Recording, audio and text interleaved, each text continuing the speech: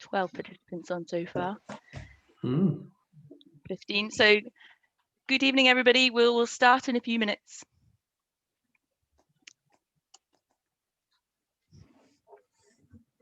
Feel free to type in the chat, tell us where you are.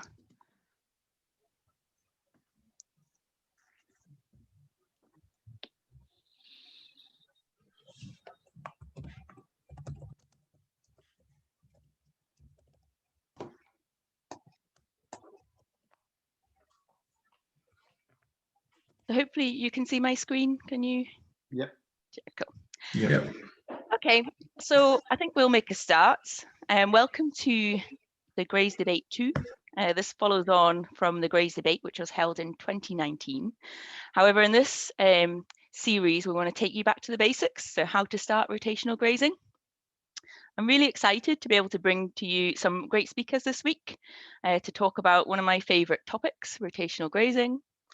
And although I might be hogging the limelight in terms of chairing today, I just thought I would share with you the other members of the team that have been instrumental in setting up this week's events, but also other work that we've got planned on the rotational grazing. So we've got Jack Munro, who we can see on the camera there. Wave, Jack, thank you.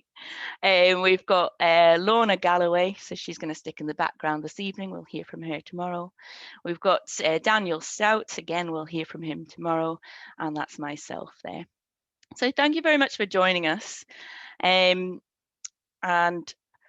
yeah, we hope you make the most of this evening and make the most of technology to interact with these 3 excellent farmers that we've got lined up. There are 2 ways in which you can interact with us today.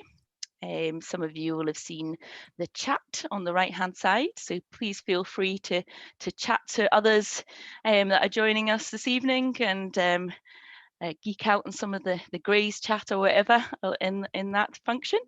And then the other way you can interact is you can ask questions.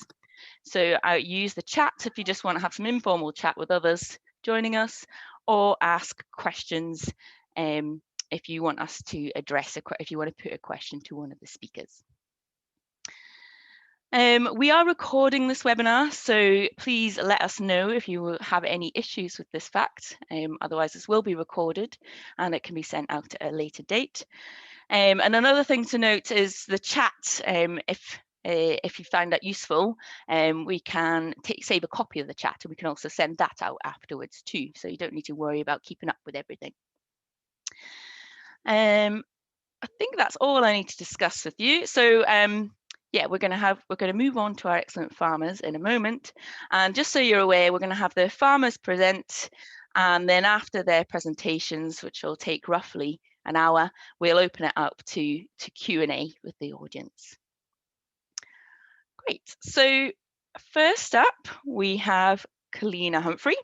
She farms in Dunblane and has been on her rotational grazing journey since 2014.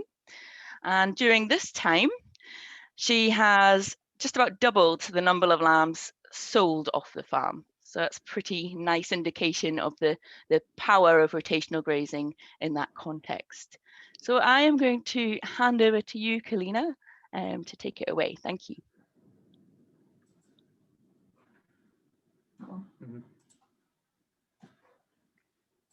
Can you manage? Right, I hope that is Perfect.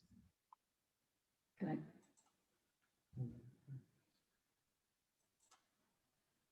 How's that, guys? That looks great to me. Yeah. Yeah. So, hi everyone. Really nice to be here. Poppy, thank you so much.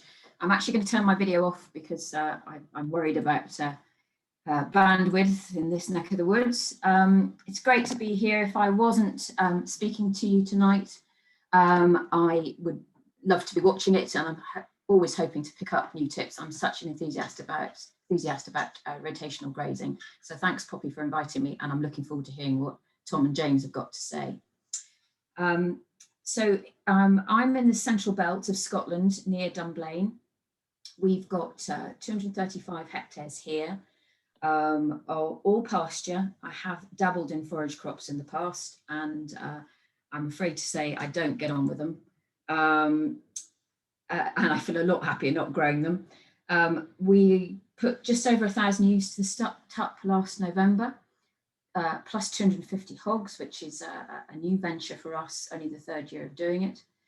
I think very much of myself as a store land producer, which might surprise you if you know where I am, because we're only 150 feet above sea level at the bottom of the farm, and rising to 500 feet at the top. But it's a choice, a definite choice, to be a store land producer and carry more ewes and hogs through the winter. We always, we have the last few years taken in 60 summer holiday cattle, I call them. They come on in May, they pay by the week, and they're gone by hopefully the end of August if they can catch them. And this is again by design. They go off quite early because I want to keep my grass in September and October for tupping time. Labour wise, well, there's me really, 5'1", 50 something. I do my best with the help of contractors for silage and pretty much anything else that needs doing. Spraying, although I don't do much, fertilising, but I don't do much, just for reseeds really, and putting K on after silage, and lime, of course. I have seasonal help, and I also, at the moment, have got a lot of help, unusually, by locked up teenagers who really would much rather be outside than watching their virtual screen and being at school. And the final thing that helps me massively is miles and miles of electric fencing, which what is tonight is all about. So hopefully my next slide has come up, which is to describe to you a bit about where we are doing this rotational grazing. This is the top of our farm.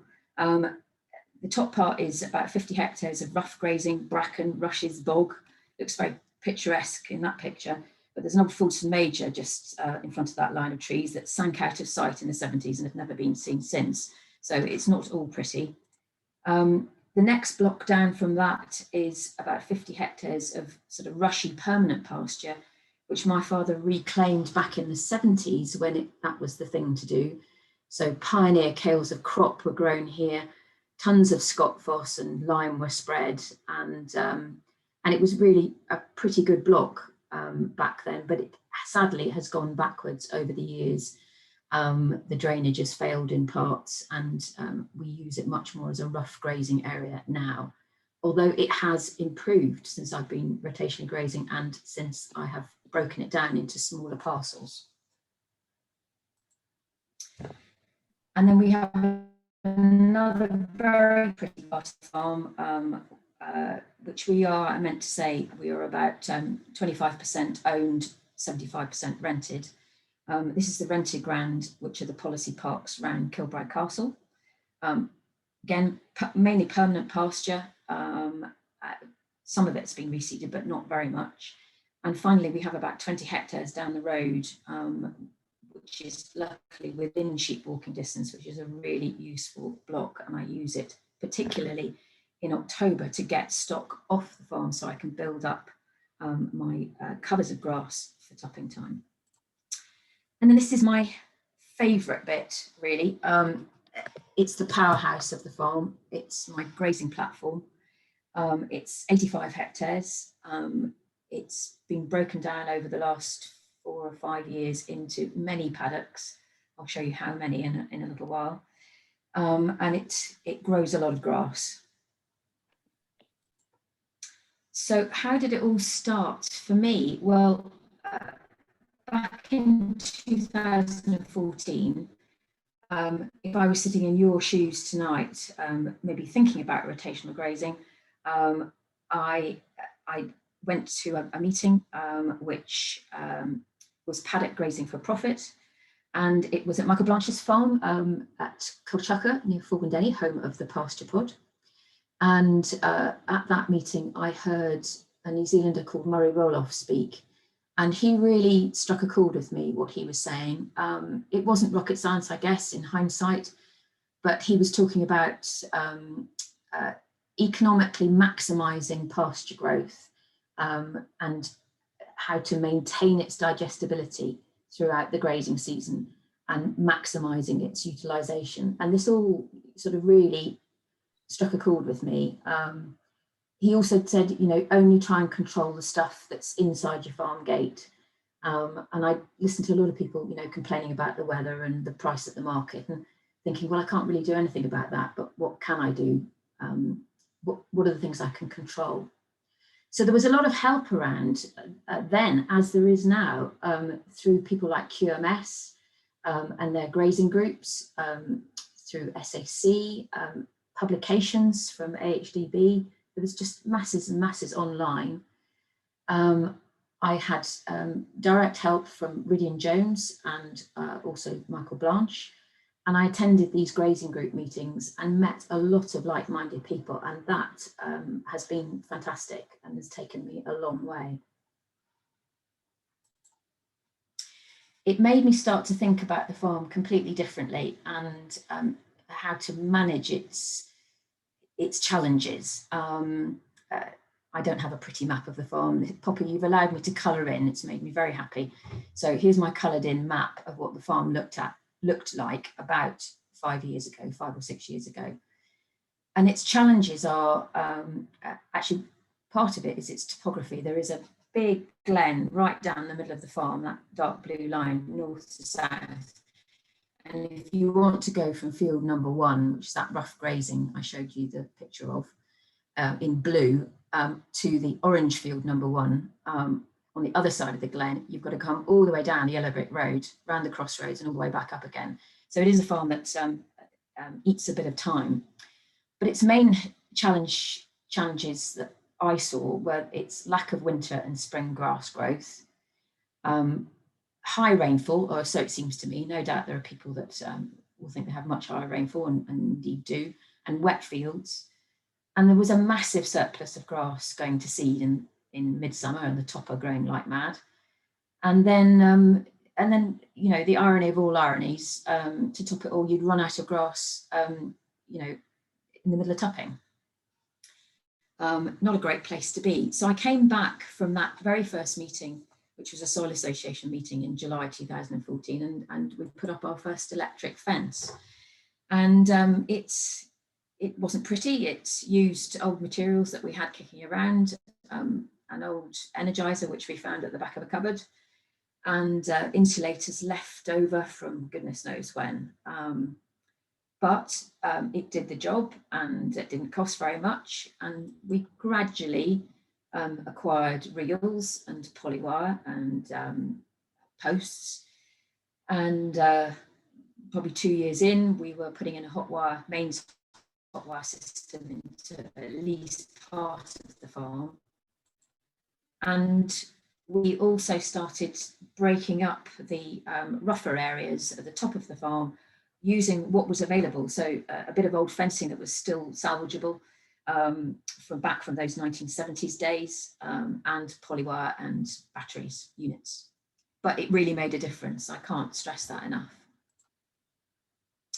So by 2018, beg your pardon, the farm really looked quite a lot different. I always think this farm looks a bit like South America. So down at Cape Horn there, down that side, is the red bound area, which is the grazing platform, was up to 29 paddocks, just under 3 hectares each. And you can probably see the orange area, which is the parks around the castle, and the yellow area, which is the 1970s block. You know, we've got 10 and 12 fields there now, which we, you know, doubled in number, and it makes so much difference to how long you can keep on grazing these parts of the farm. So we'd increased our ewe numbers. We were up to 1,000. Back then I hadn't ventured into topping hogs at that point. We'd gone outdoor lambing, which was a major breakthrough, and I don't know why we didn't always do it. It's just the way it's meant to be. We seem to have definitely extended the grazing season, and even more so, we were starting to make silage not from fields shut up and fertilised, which is what used to happen, but from grass that was surplus from the red band area, from the grazing platform. And that was, you know, fantastic. No fertiliser, but just surplus grass, not needed then, put in a bag for the winter. And quite often I'm able to make that silage in fields not too far away from where I actually want to feed them, which is mainly up in that yellow and orange area, the rougher areas of the farm. We set those bales out on a grid, eventually put it behind an electric fence, and then feed it out, well, from end of December, beginning of January. So by this stage, yes, I'm saying that we decreased our average paddock size from 4 hectares down to under 3. This is a great pic. It's, God, doesn't it look green? It was December, and I can remember thinking, this is amazing that we've still got this grass ahead of us during tupping. And yes, we've really hammered the grass that we've eaten. I've got a bit better at not hammering it quite so much, I think. Our neighbours are above that green line, that's our neighbours on the other side. It really is starting to make a difference to how long the grazing season is. Equally well, in the spring, this is the bit that really makes a difference. We are getting back onto rotation, back onto grass from silage. Last year, on the 26th of March. So this was a mob of the mature twin-bearing ewes. They'd been on silage up on the rough ground at the top of the farm. I brought them down, and here they were just starting their rotation, 4 or 5 weeks pre-lambing. So it means that the expensive bit of pregnancy, that hopefully, if there's enough grass there, and the quality definitely is there, that all their needs are being met by that grass that really was, I suppose, saved up from last back end and has started to grow in March, hopefully. And I remember putting this picture up on Twitter and getting a lot of rude remarks and being called a wuss by members of my grazing group who thought I should have been brave and gone back on rotation quite a few days earlier. But anyway, that was good enough for me. I thought you'd be interested to see what this field looks like today. That is today. Snow melted last night, and that's what I'm left with. So that paddock was last grazed on the 23rd of November, and so it's had, you know, getting on for 90 days rest already, and we hopefully will be going back on it in another month or so. Back to middle of our summer, ewes and lambs, that's the parks in the background. I really would say that clover loves rotational grazing. This is a reseed, it's about 3 years old in that picture. It is June, there's going to be lots of clover around, but we noticed that there's a lot more clover around even in the old permanent pasture. It makes a tremendous difference and gives it a real chance to have light and get going and fill that gap when the ryegrass is not growing quite so fast in the middle of the summer. This is again the same field taken today.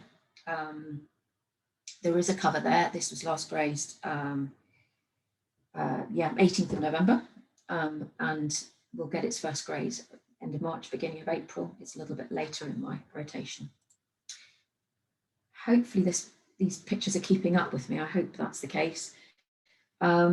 We're back in the 1970s block now, and that is a lot of clover in front of you on the permanent pasture there.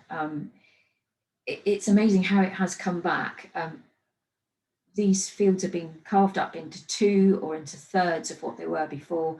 They are getting properly grazed, and that is giving the clover a chance to come back in. I think it's there. It's just been given the air and the light to thrive. We've made silage, as you can see, in an adjacent field, and it's been set out. There actually is an electric fence just behind them. set out on a long line and to be grazed later in the winter. I mentioned earlier on that one of the real benefits of rotating is that we now don't seem to make silage in a kind of formal way. I did 5 different cuts this year of maybe 12 hectares at a time, roughly. Not big yields, but just using paddocks that had got too far ahead to be grazed efficiently. This has gone to seed, you can see that, but there's a lot of clover and undergrowth there. I know that it wasn't a big crop, but we got, I don't know, about 40 bales or something off that field, and it analysed at about 11.2 ME with no fertiliser, no nitrogen, just with putting K back on afterwards is what I tend to do. Fast forward a little bit to December this year. This is us in the middle of tupping. Frosty old day, but the grass, as you can see, is there, and they've got a good bite ahead of them. Ditto another view of another paddock. There was a really big cover of grass in here, so much so you can see quite a lot of it looks quite trampled. We actually grazed this twice.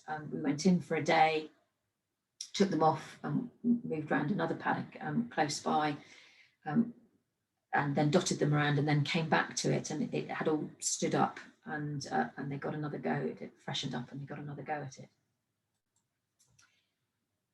Back to my lovely colouring in Blue Peter picture. So a quick glance at that map will show you that it's now really broken down into bits. There are 53 possible places to graze in that grazing platform if I put up temporary fences in between the semi-permanent and permanent, which I can do, you know, as and when I want. And it, you know, if I've got really big covers of grass in those fields, I can break some of them down into 3 or 4, just according to my mob size and how much I want to utilise and push the stock. So a snapshot of where we are now is there were 1,275 total ewes and hogs went to the tup last year, and I've got a further 110 rearing hogs, which are on silage up on the rougher ground, plus they're being supplemented through 3-in-1 feeders with barley and pellets and blocks. And I'll just add in that at the bottom there, I've done an exercise recently using Farmax with Emily Grant and Ridian Jones to look at what the scope is for next year. And it tells me that I can take 130 summer holiday cattle. Whether I do or not, depends on how brave I'm feeling, but it's certainly telling me that I've got the scope to do it. So 53 paddocks, they're now down more sort of 1.5 hectares, and we do aim to start, my plan is to try and go back onto rotation on the 15th of March. This will be the first place we go. This is at the very toe of the farm, down at the bottom. The lowest part, it was the first paddock I grazed when we started grazing in October for pre-tupping. And it will be the first place I go back to in middle of March, I hope, provided it's not covered in a foot of snow. So yeah, it was last grazed on the 27th of October, 2020. I hope that's given you a bit of an idea of how we graze at Grainston. Thank you very much. Thank you, Kalina. That was excellent. And don't worry, your pictures weren't lagging too much, and that worked really well. It must feel really good to do, well, I'm leading question, but to do that exercise and reflect. I mean, those photos from looking at December grass and March grass, it must have been revelationary. Well, I think I did pick a lot of the blue sky pictures, didn't I? But yes, it has made a great difference. I didn't say it earlier, but there was another factor. another big factor as to why we've improved so much. It isn't just the rotational grazing, because we did have a big mydevisna problem back in kind of 2015. It was discovered, and we sorted that out. So, but the two things together have made the difference, which is really. Yeah. Fantastic. Well, thank you very much. You're getting a lot of nice feedback in the comments there, so that's great. I'm just going to remind people, if you can put questions in the Q&A, just otherwise I'll lose them otherwise. But there was just a couple of specific ones I just thought would address now. So what sort of soils are you on, and what's your average mob size and duration on each 2.9 hectare block? And then we'll move on to Tom. So we are red sandstone is our soil type. So yeah, it gets wet, but it does dry up, which is, thank goodness. My mob sizes, they do vary, and it varies on the time of year as well. So my biggest mob sizes will probably be in that October period, where I mob up all the ewes, and they can be working quite hard in September and October, and then they go get their heads let loose on this grass I've stored up. So I have been known to have 700 in a mob at that time of year. All the mature ewes together, keeping the gimmers, keeping the hogs separate. But that would be the very biggest mob, and we would be doing daily shifts at that stage. More often than not,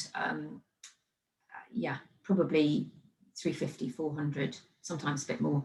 I think Poppy put a picture up today on Twitter, which was my twins. They're in mature twins. They're in a mob of 450 at the moment, and they're grazing silage bales in situ up on the rough ground. Hope that answers that. Yeah, that's great. Fantastic. Well, thank you very much. If you feel like it, you can have a look at the Q&A and see if you can address some of those questions. Otherwise, we'll come back to your questions later on. For our next speaker of this evening, we've got Tom Stobart. So Tom farms in Penrith with his brother Jimmy. And since he started rotational grazing, he's slashed his fertilizer use, and he now no longer feeds any concentrates to his ewes. So I will hand over to you, Tom. Thank you. Just to say, you are on mute and we can't see your camera at the moment.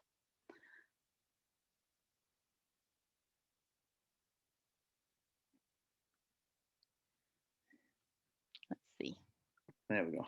There Hi, we go. everyone. Can you hear me now? Yes, we can hear you. Great. Yeah, sorry about that. Hi, everyone. That was brilliant to hear from Kalina. It's always great to see what other people are up to, and we always keep an eye on what she's doing. It's good to chat with other people and learn from them. I'm going to give you a quick insight to what we do, why we initially started rotational grazing in 2013 it was, and how the farm has changed over the years since then, and what we've learned. So my name's Tom Stobart, and I farm in partnership with my brother Jimmy. Fortunately, unlike most brothers that work together, we get on really well. We've both got similar ideas on what we want to do, and even though we're both quite wooden-headed, we managed to get on quite well and not fall out. So that's really good to have a good team that you work with. And that's Ned in the water trough, my hunt away, enjoying a nice cool down on a red hot day. Just checking, Tom, sorry, the slides aren't sharing at the moment. Oh, they're not? If you click on present, is it? It should be there. Or is it the fact you've got two screens or something? They were presenting okay earlier. No, it should be there.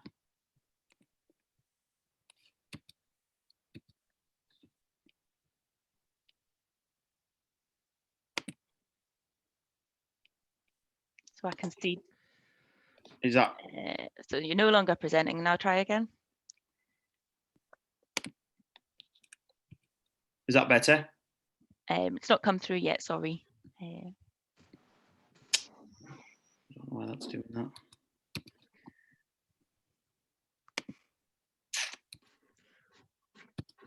When you re-click the share screen button, what options are you getting, Tom? 1 second.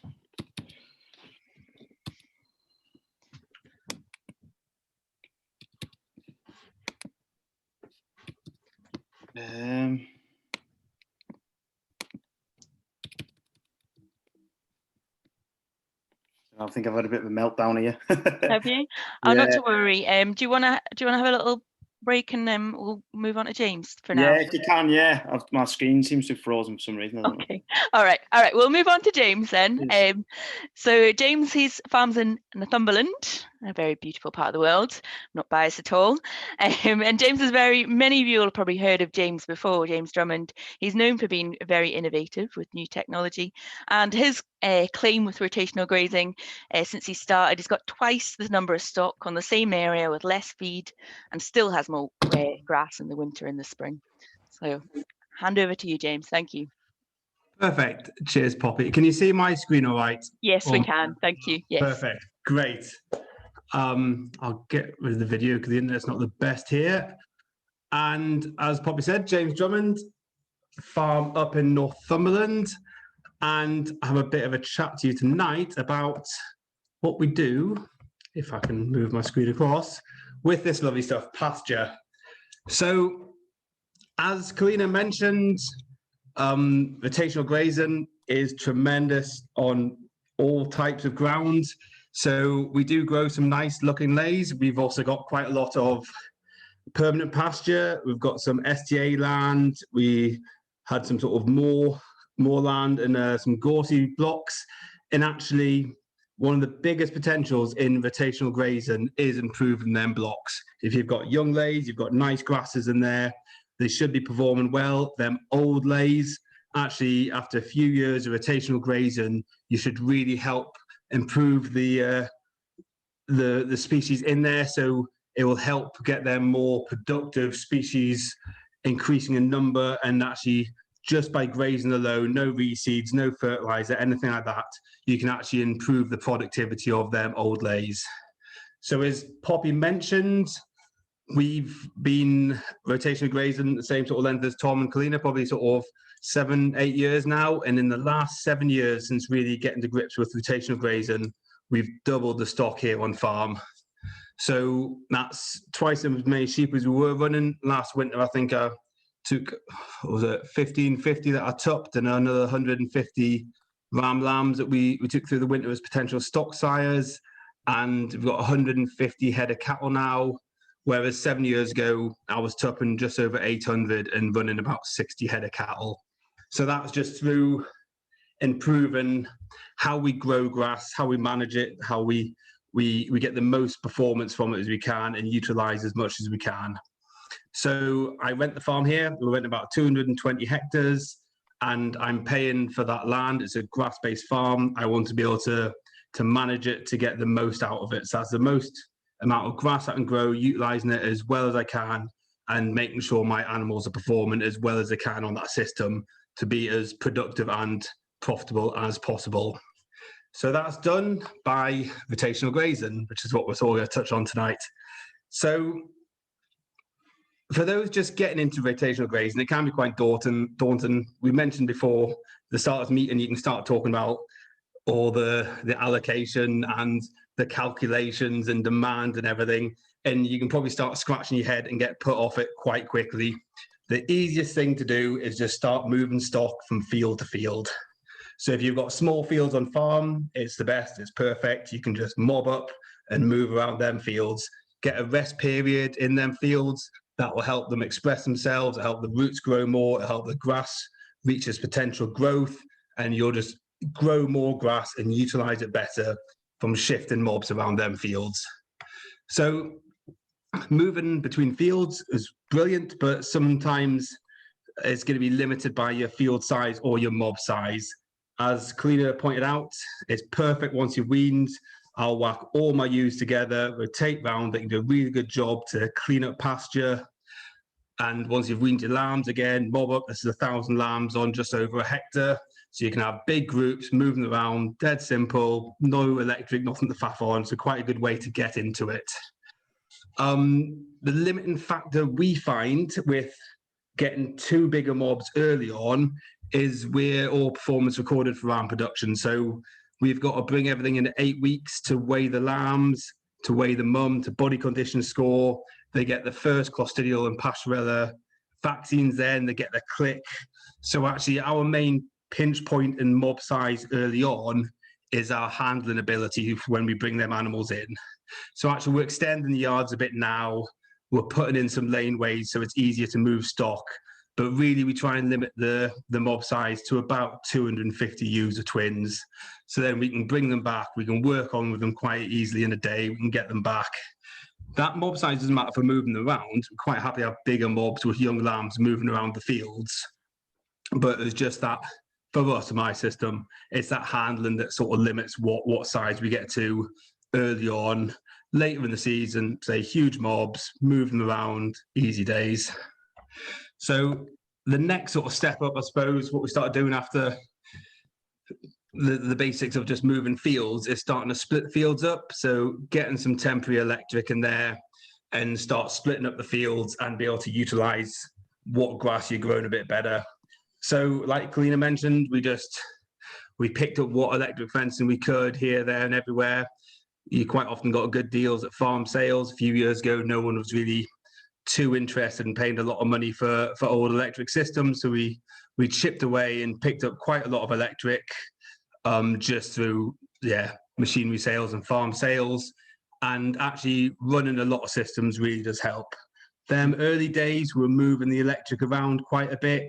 So we'd maybe move a mob and then the two fences or sets of fences would go to the next field and split that up.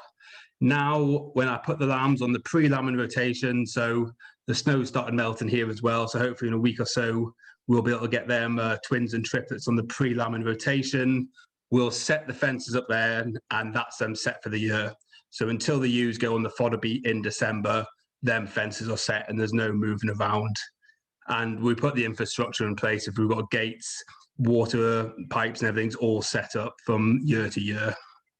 The next step we've sort of done as we got a bit further down the line is putting in more permanent subdivision. So this is permanent fencing. We're putting quite a lot of clip-X fences on farm, either with a hot wire on the top or just with barb. And we're putting in more long-term electric subdivision as well. So we've got a rotation of winter grazing on the top of the farm with brassicas and fodder beets, followed by our herb legume lays. They'll be looking to be in for 5 years. So we're actually semi-permanently subdividing them with electric. So no reels, metal lines. We run the bottom one as a earth wire, just because we're going to have all the residual, the height of the grass running up through that bottom line and shorten it. So actually that's run low as an earth and the top 3 wires are live. And having this sort of semi-permanent electric on the farm, it means we can put that in 5 years. We don't have to think about moving fences, pulling up. It's just set, and that's our paddock split down to sort of nice 1.25 hectare paddocks for our rotational grazing. So again, these multi-species swards we grow quite a lot of on farm. You can see a nice kelpie pasture meter in the top left photo. They grow a lot of grass. They want to be rotationally grazed. Our permanent pasture loves to grow grass, especially when it has that rest period. But these multi-species swards really do benefit from the rotational grazing system, controlled paddock grazing, whatever you want to call it, giving them a nice rest period to really express themselves and reach their potential growth. So we'll put these in, you pay a bit of money to plant these things, and it's up to us to actually maximize what we can get from them. So utilize them as well as we can, maximize the amount of growth we're going to get from these species and maximize animal performance. And that's all down to just managing the grazing correctly on them. So one problem we do find on the cell grazing systems is tall grass. So Kalina mentioned taking the silage when it was an opportunity to take it. We used to be supposed to quite traditional in that we would set up a field to silage. So we'd be short of grass in the spring. Stock probably weren't doing as well because we were shutting up fields to silage, thinking, oh, well, we need something for the winter. Now we just take it out of the grazing platform. When the grass gets ahead of the sheep, if we've got an 8 or 10 or 12 cell rotation, we'll pull a few out and just take that as silage. And actually, it's amazing chipping away how much silage you get from your system doing that. You've not had to put any fert down from it, and you're conserving that extra growth that you're getting from grazing your grass better. We 2 years ago had grass coming out of our ears. So with these new layers we're putting down, we're North Northumberland, so it's generally beginning of June up in North Scotland. Maybe it's a couple of weeks later, but they just put up a seed head for fun. So even after a 10, 12-day rest, these fields are putting up a seed head. We'd gone round, we were taking silage off all over the system, and I was getting married at the end of June, and there was one block didn't have time to cut, so we left it. And we tried some tall grass grazing, which you'll see trending on Twitter quite a bit, I'd imagine, with some priority stock, so with growing lambs still at footed mum. We realised then actually how important keeping your grass vegetative is and making sure you're grazing quality and having the right stock on the rotation if you are going to try this tall grass grazing. So we had 4 mobs of about 500 lambs.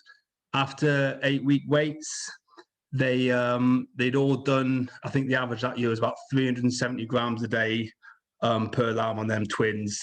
So they were doing really well. The mob that we put on tall grass had half the daily live weight gain between 8 weeks and weaning than the other 3 mobs. So that equated to about 75 grams a day, sorry, 75 kilos a day for that mob. So if we'd done that on all 4 mobs, we would have been losing over a ton of growth a week from them lambs. So actually making sure we're grazing grass at the right stage when it's not got ahead too far, and it's vegetative, or we're cleaning up correctly behind it, is very important to make sure we're maximising our performance and growth.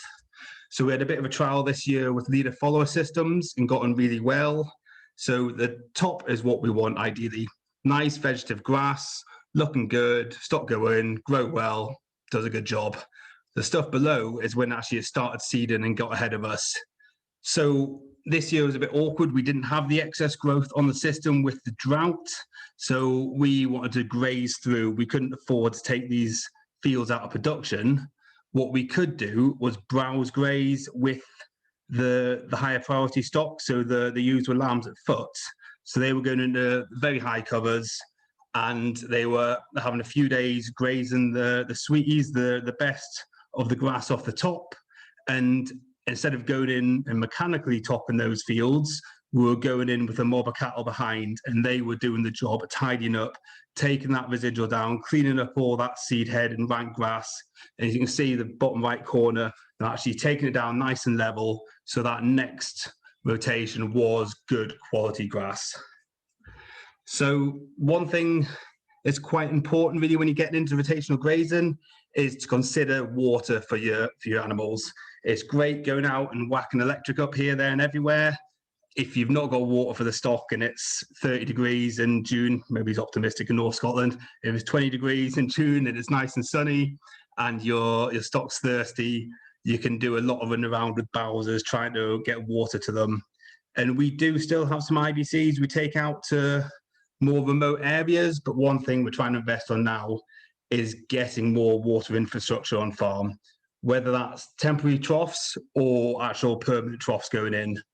So the way we split up a lot of paddocks now on the temporary rotation, fields that aren't destined for having permanent infrastructure put in because they're on the rotation for the winter grazing as well, we'll split the field on the longest length down the middle.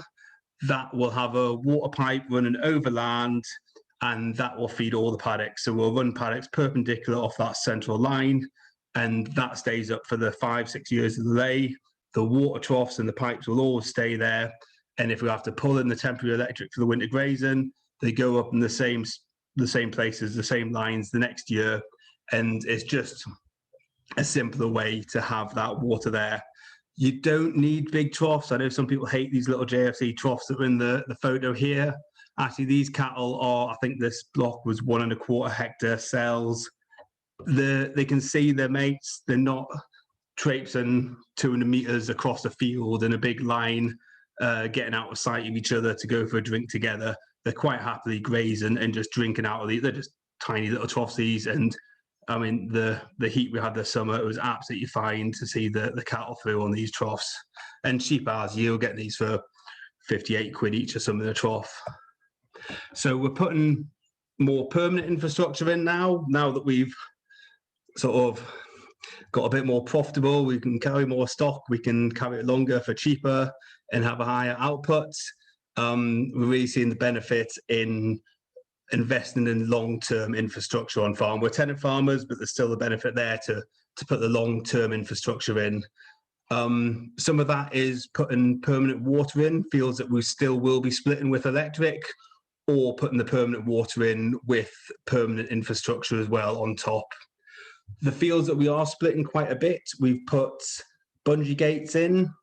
We're quite happy running stock over the fence. So generally, if you were putting an electric fence from field boundary to field boundary, from fence to fence, I would just take a few posts off, pin it down, run the stock over.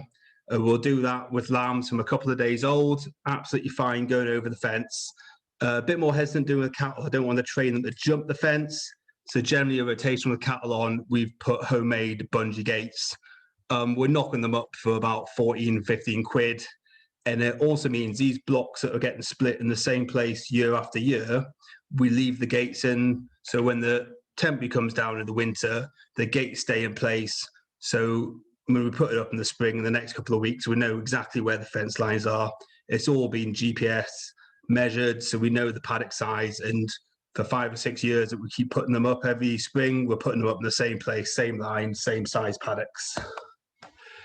So we're nearly grazing year round. We've got quite a high stock and density here. So on the main farm, we do use a lot of fodder beet and brassicas for winter grazing, but we've taken 2 ram rearing units back in hand. We breed for a company called Innovis, and we used to run about 150 odd rams here through the winter as potential stock sires, and send a couple of hundred up to Scotland to Kelso and Sorby to winter up there. So we've set up a rearing unit next door, and we're putting a few hundred ram lambs down there to all grass winter. And I say we almost managed to get year-round grazing now. We extended it until last week when everything was under snow. So look, we had a backup of a few hectares of kale down there. So they've gone on the kale because they could reach that popping out the top of the snow. They couldn't get to any grass, but the snow's melting pretty well now. So in a week or so, we should be back on there. So I'd imagine we're going to get about a 50-week grazing on permanent pasture for them animals. So we're nearly year round, not quite. I don't know if you want me to go on for any longer, Poppy, or how am I doing for time? Sorry, you've done very well, James. Thank you very much. I've not even looked at the clock, but I was assuming I'd get told off soon. You'd have got told off, don't you worry. That's fantastic. Really appreciate that, James. Really nice insight into the infrastructure. Really well described, so really appreciate that. There are a couple of questions for you in the Q&A, but otherwise I am going to hand over, and hopefully we've got our technology sorted with Tom for now, and we'll come back to question you further later on, James. Thank you. Perfect. Great. How are you doing? Hopefully Jack's going to pop it up. I don't know what happened before, but no worries. Thank you very much, Thomas. Cheers, and thanks for sorting that out, Jack. So back to where we were. I'm Tom Stobart. I farm at Crogden High Hall, near Lazenby, near Penrith in Cumbria. Farm in partnership with my brother Jimmy, and we fortunately get on really well. We do all of the work on the farm, and we also do quite a lot of contract shearing in the summer. So all the infrastructure we put in now is geared towards it being really low labour, so we can go away and earn a living off farm. And we're looking to diversify in a few different ways as well. So really looking at our time and valuing our time against, some of the infrastructures cost a little bit of money. I'll get into that, but really valuing our time and putting value on that. We farm 780 hectares. It's split into two farms. There's 93 hectares of paddock grazing, and the rest, just under 700 hectares, is a hill farm going up to around 2,000 feet. we'll share some pictures of that later, but that's not suited to paddock grazing. So that's in a HLS agreement, and we've got stocking restrictions of about 350 ewes on there. So early on in our journey, we just decided that we just keep running that the same. We've changed the genetics slightly up there now, but we couldn't really do anything with the grazing, as it's a tenanted farm and some of it's grouse moor. We couldn't look to improve any of that, so we're just trying to do good environmental stuff up there. So when we first started rotational grazing in 2013, we were more sheep orientated, and now we've replaced a lot of them sheep with Wagyu cattle, which we rear on contract for Warrendale Wagyu, and they come as sort of anywhere between 4 and 6 month old calves, weaned off milk and usually on concentrate. So the only concentrate that we use on farm is getting those cattle transitioned onto, if it's in the winter, either onto silage, and then, or in the summer, we'll put them straight outside, and on the fringes of the season, we'll give them a little bit of feed. But quite often in the middle of the summer, when there's real good grass quality, we'll just put them into some high covers and get them going. We have 50 pigs on farm, which we sell to some locally from the farm, and to a box scheme down in Sussex, Primal Grazing. We've got 350 ewes. We were over 1,000 ewes when we first started, but we had about 30 or 40 cattle. So we've sort of changed that back, and in the winter, those ewes will be up on the fell. They'll get tucked on some lower land, and then they'll go up on the fell, and we'll scan them. But she's scanned on Friday, and we'll lamb them late at the end of April, start of May, and the twins will come down onto the rotational grazing block, and the singles will stay out on the fell. So we use that lower pasture land now. The ewes come down in the summer when we have a surplus of grass, and then they go up on the fell in the winter. And those ewes will scan about 130%, 135%. We don't want too many twins. We want them out on the fell.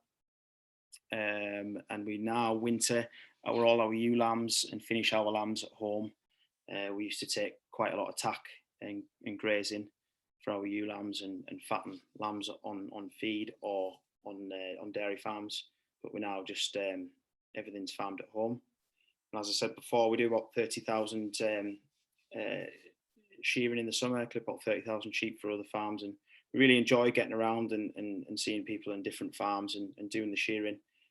And we've got just short of 30 beef cows, beef shorthorns and blue greys, and some of the blue greys will go up onto some of the allotments and some of the fell ground. So that's the overview of our farm. If we can just go on to the next slide, yep. So yeah, in 2013, we was quite a bad year for us, really. We had a sort of a back end of 2012 was a really poor autumn, and we didn't really have much grass going into tupping time. And then it was quite a long, cold spring, and we spent a lot of money on concentrates and fertilizer, and we just sort of realised that we needed to get more from grass. So we went and seen a few guys that had started doing a bit of rotational grazing. The Nellis brothers at Morpeth was one of them. And we decided to get some temporary fencing reels. So we bought a system that goes on the back of the motorbike for putting out temporary fences. And we basically just fenced to the water troughs that we had on the farm at the time. So like James said earlier, I think if you're getting into rotational grazing, a great place to start is just move them from field to field. So we sort of halved our biggest fields, and then just started moving them sheep. And then as we got into it, we moved them, we split them fields again, and now we're on permanent infrastructure. So that's a great place to start. It's low cost, like James said before. You can get, if you've got some old electric fencing gear, or you can pick it up, or even some of these mobile systems, you don't have to spend a lot of money. You can just start and feel your way in. Don't spend too much money. And if you decide it's not for you, it's not for you. And the right picture on the right-hand side is a fancy word for rotational grazing, is what we call techno grazing, which is was born in New Zealand, a guy called Harry Weir. It's basically long laneways where you can really dictate how long you're in paddocks. But I'll show you a little bit of that later on into the next slide. So when we started rotationally grazing, like I touched on earlier, this is the high part of our farm, and it's really heavily restricted. And we just sort of decided that we'd really concentrate the rotational grazing on the lower area of the farms, and up on the fell. There's not something we can do about. It is a great place to shove weaned ewes in there. You know, just have to wean in, and we can get all the way through winter with ewes out there, and so we've had to play to the strengths of our farm. So if we can move on to the next slide. This is some sort of DIY infrastructure what we have on one of the lower farms. This is a 9-acre field in the bottom where the first set of cattle are grazing, and we just use some geared reels, and we put a couple of water troughs in the middle and fence to them. And this was really cheap and really easy. This is actually where the bales are on the left-hand side, and the kale. This is getting split with a fence right down the middle of that field, lengthways, and we'll put a water line down there. And then in the distance where you can see some cattle and some sheep in a field, we do quite a bit of that as well. We'll have a mob of twins from the fell down, and we'll graze them in 3.5-acre paddocks with 40 or 50 cattle, and that works really well. But this block was the last block to get the infrastructure. So this summer we'll get this subdivided with laneways down the middle. So if we can move on to the next slide. This is at nearest to home. This is what we call the techno grazing, and as you can see, this was in the autumn, just in about I think it was end of September, October. And as you can see, the laneways that we're working down. Now, this is the way that we like to split fields. We like to split fields long ways, and we run, same as James, we run a water line down the 2 laneways, and we have pop-in joints. We get them from Kiwi Tech with little portable troughs, and we can just click them in, and then we have water there, and then we'll just put one single strand in front of the cattle, move them forward, and we'll just unclick that water, go to the next joint, and pop it back in again. And I think the water is absolutely crucial, especially cattle. You can really make some tight paddocks and get some really good results, but only if you have the water available to you. So this slide just really emphasizes that regrowth, and as you can see where we've been and how it's greening up. There's a little bit of poaching on behind where the cattle are. You get down there, it looks pretty bad, but I was up there this morning, and it's already, it's greened over, and it'll be fine. We no longer worry about that. That would be a wet night, and the cattle would be sitting along that fence line, hiding behind the hedge, and it just greens up. So yeah, it's you panic about that at the start, but then you get to learn that, you know, it's fine. I mean, we are on quite a forgiving soil type, but yeah, I think in them wet times, that's when your infrastructure comes in. You can move your cattle. I've seen us, if we have a really heavy day of rain, we'll move the cattle twice in a day, and they'll go and eat the grass and sit down, and they're not walking around hungry, and that really makes a difference. So that's little tricks that you start to learn when you've been doing it for a while. So if we can go to the next slide. This is just a layout of the farm. When we first started, we, like I say, we just put fences up here and there, and we'd put quite a few fences up ourselves, semi-permanent electric fences, 3 strands of 1.8 high tensile wire, and fiberglass posts. And we realised we'd caused ourselves quite a lot of work at how we've laid the farm out. So we did a lot of work with James Daniel at Precision Grazing, and we drew up some maps of ideally how we'd like to split the farm up into these laneways. On the right hand side is the home farm. We're not quite, our 93 hectares isn't quite joined up. There's a few fields in between, and this is how we designed it, and it's pretty much all done now, all the infrastructure. On the left-hand side is the other farm, Hazel Gill, and the lighter, the brown in the bottom is the field we were looking at on the slide with the cattle in the bottom. That'll get done this spring, and the rest is subdivided.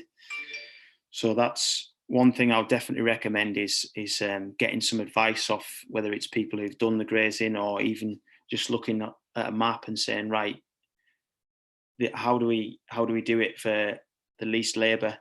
And it's not, or quite often you might have to use more wire or more pipe, but it's definitely a good investment in the future.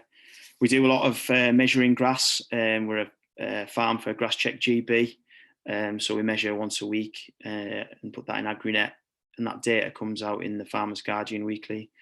So that's been really good for budgeting. We've learned a lot through measuring and knowing how much stock we have on farm and what the demand is, and matching that demand up. And for silage, same as James and Kalina, actually, it seems to be a bit of a theme. We used to shut fields up and put nitrogen on, whereas now we take little opportunity cuts. If we're measuring grass and we're building up a surplus, we'll drop fields out. And we quite often say if we get more than 3 or 4 bales to the acre, big chop bales, that we've failed, because we want to get in there, whip that grass off, good quality stuff, so we don't have to use any concentrate, and get it back into the grazing platform. So that's something we've learned as we go along. So if we pop onto the next slide.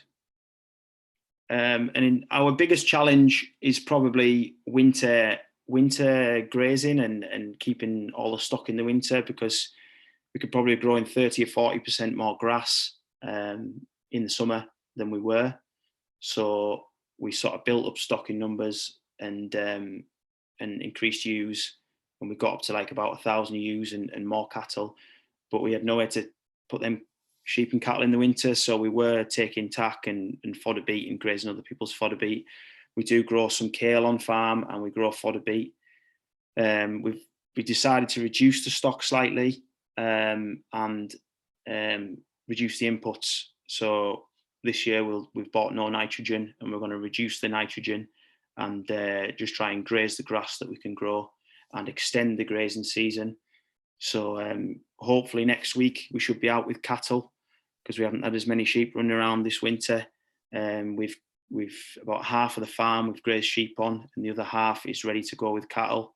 We've got quite a lot of grass on there, so we'll get them out next week hopefully, and as long as there's no more snow, and get them grazing.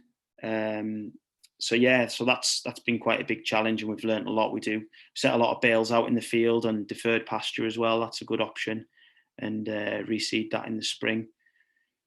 So yeah, that's where we're up to really. Is that okay, Poppy? You're on mute, Poppy. I'll do that. Anyways, thank you very much. Excellent. You've done a great job of keeping to time. And more importantly, you've given us a nice overview of what you've done.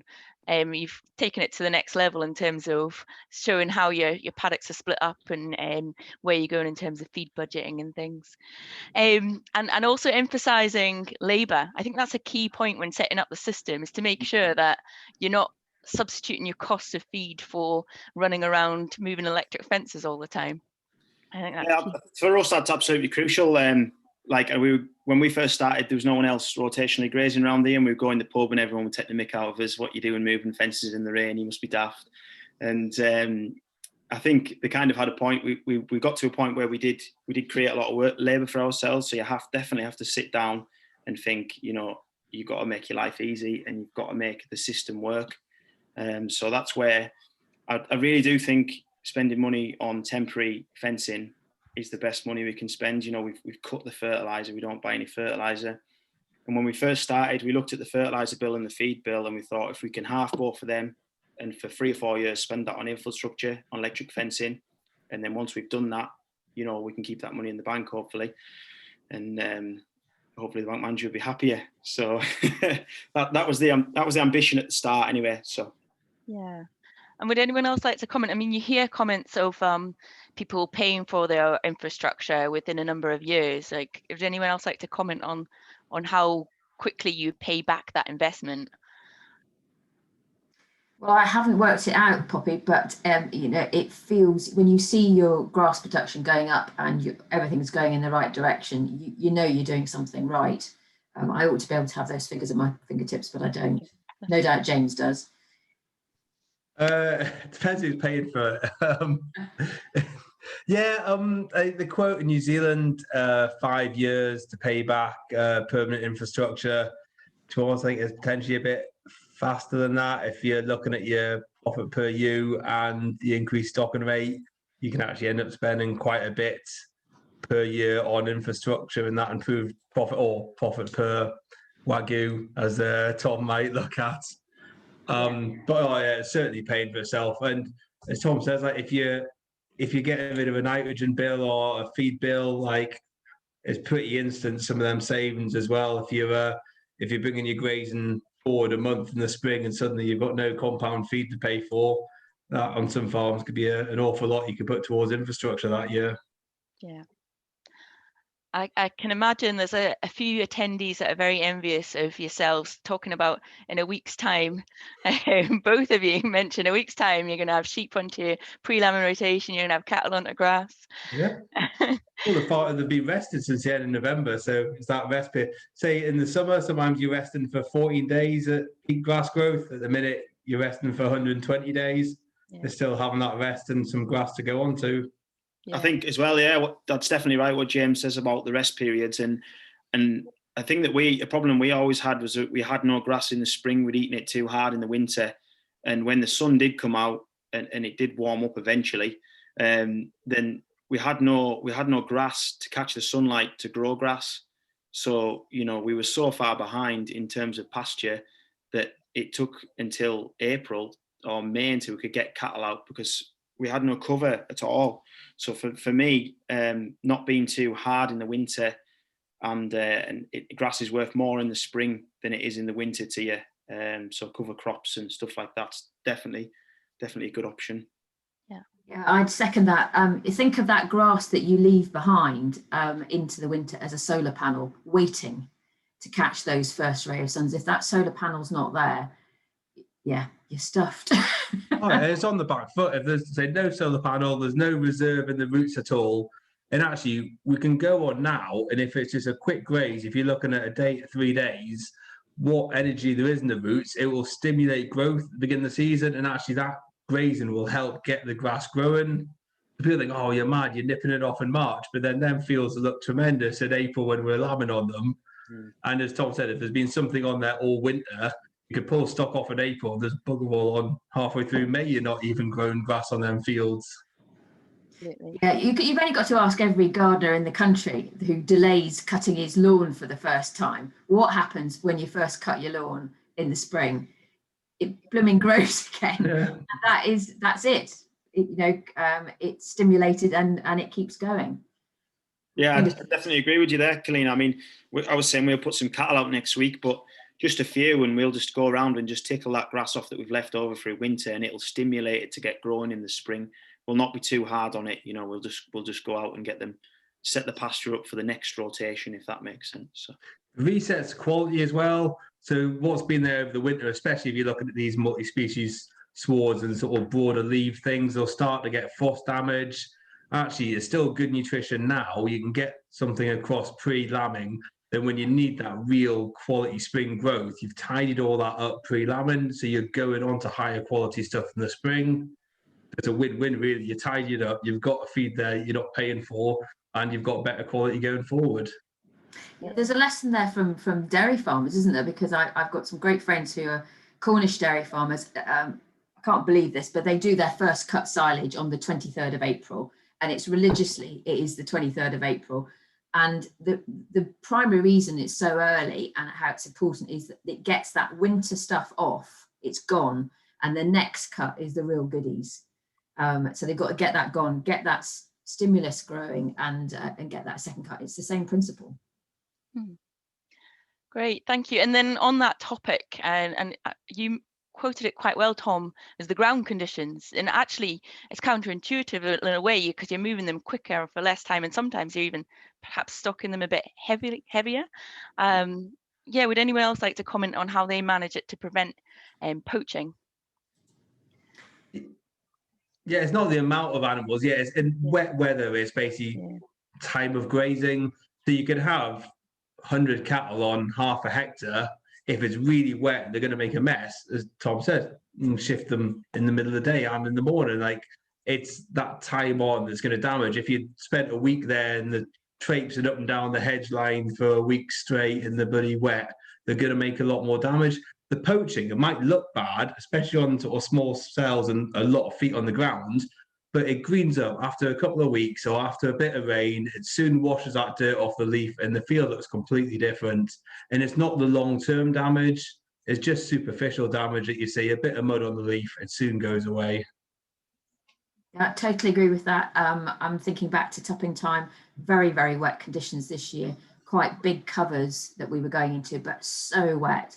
And putting a mob of, I think a mob of 500 in to a paddock, and coming back the next morning and it was black, and we just dropped the fence, moved them on, and we came back a few days later and went round again, and we hadn't really done any lasting damage at all. A lot of it was just mud on leaf, which of course they're never going to eat, so why leave them there? So we just moved them on. Great, thank you. I am just seeing the questions racking up a little bit here. I noticed somebody put a question to you all about your approaches to reseeding. I'll start with you, Tom. Yeah, so we don't we would never pull a grass paddock out now and just reseed it with grass. We find that with the way we graze now, it encourages this, like the diploids and all the ryegrasses and white clover just to thrive through just ripping it out, and it really loves it. We have some winter crops in, some kale and stuff to winter cattle on, so we'll go around and take the worst paddocks out, and we reseed with a ryegrass clover, ryegrass and white clover, chicory and plantain mix. We were just discussing this before we came on.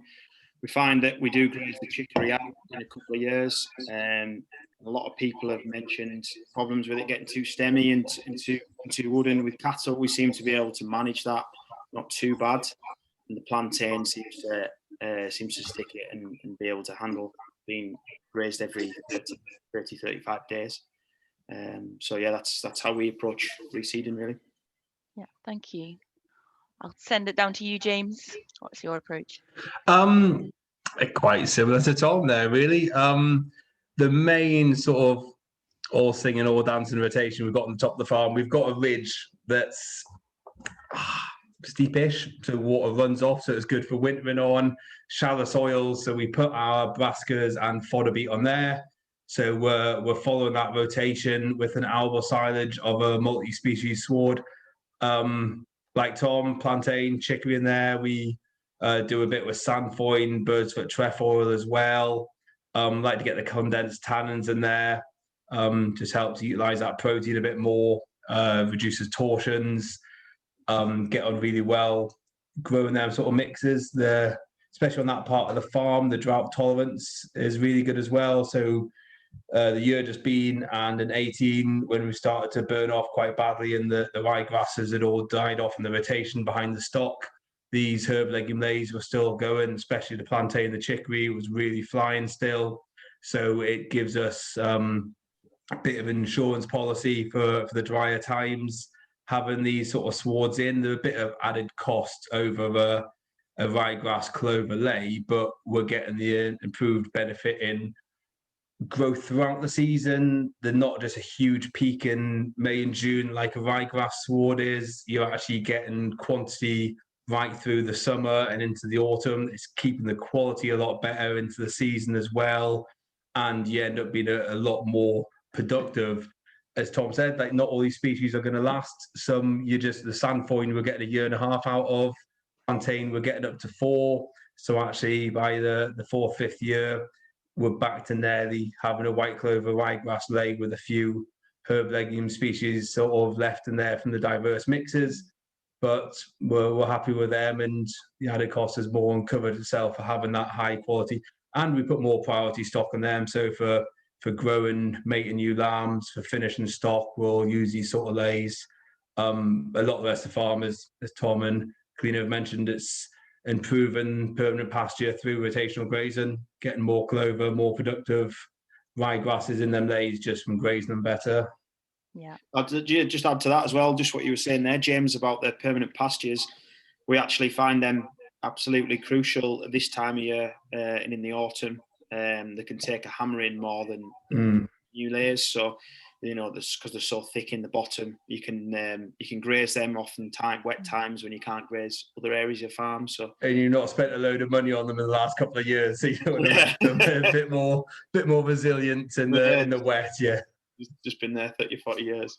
Yeah. And just on that note, before I come to you, Kalina, one of the questions is, what sort of improvements have you seen in the permanent pasture? So is it demonstrating more clover or greater yield and things like that with the rotational grazing?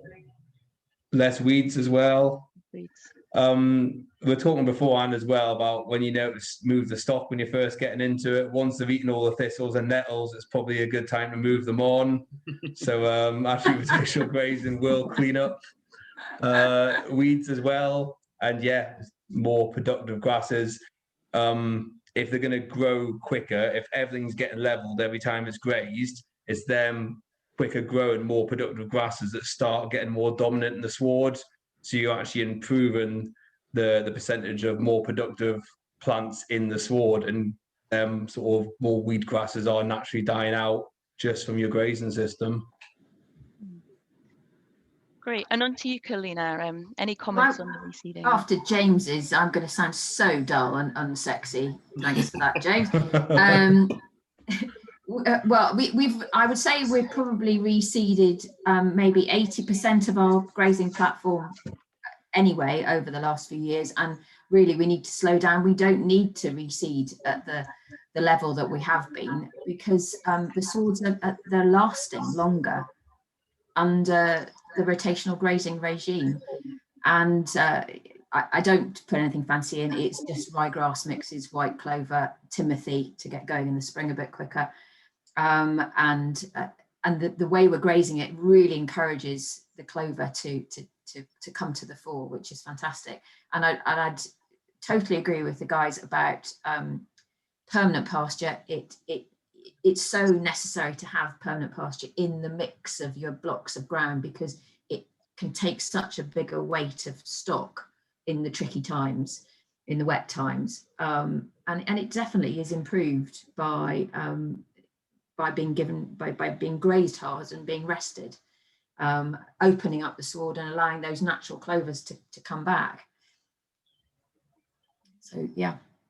On that note then, you've mentioned, the chicory, plantain, samphoi decreases after time. Have you ever tried stitching back in or clover back in as well? And from your perspective, clover, Kalina? Yeah, I do oversow with clover. My sheep do eat docks, and I've probably been a good finalist for the Dock Grower of the Year competition over several years. They do eat them, but yeah, I have got some places where docks are just a total embarrassment. So some of those are still to be reseeded, and I'm going back in with a mix without clover in it for year one, trying to deal with the docks and then stitching the clover back in year two. That is a theory anyway, and hopefully it works. Tom, James, any attempts at stitching in? Yeah, we most of our reseeding is done with a direct drill now.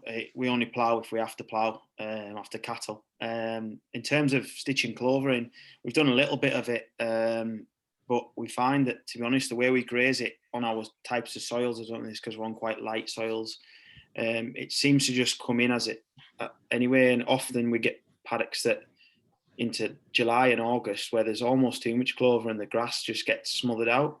So we don't tend to stitch any in. We seem to graze it in, if you know what I mean. It seems to come earlier as well. It seems to come you know, into the end of February and March, when we never used to see that before. Whether that's because it gets rest or what, I'm not exactly sure. But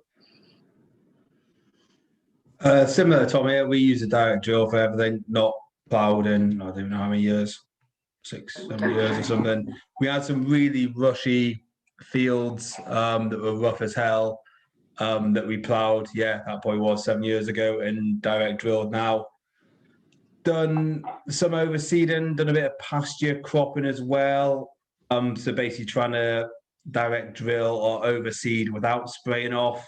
That of all the methods is probably the most important to have a lot of rain afterwards to really get that new seed up and running as quick as possible. Anything you're going to do without cultivating or spraying, that grass, the regrowth is going to dominate and smother out the new plants.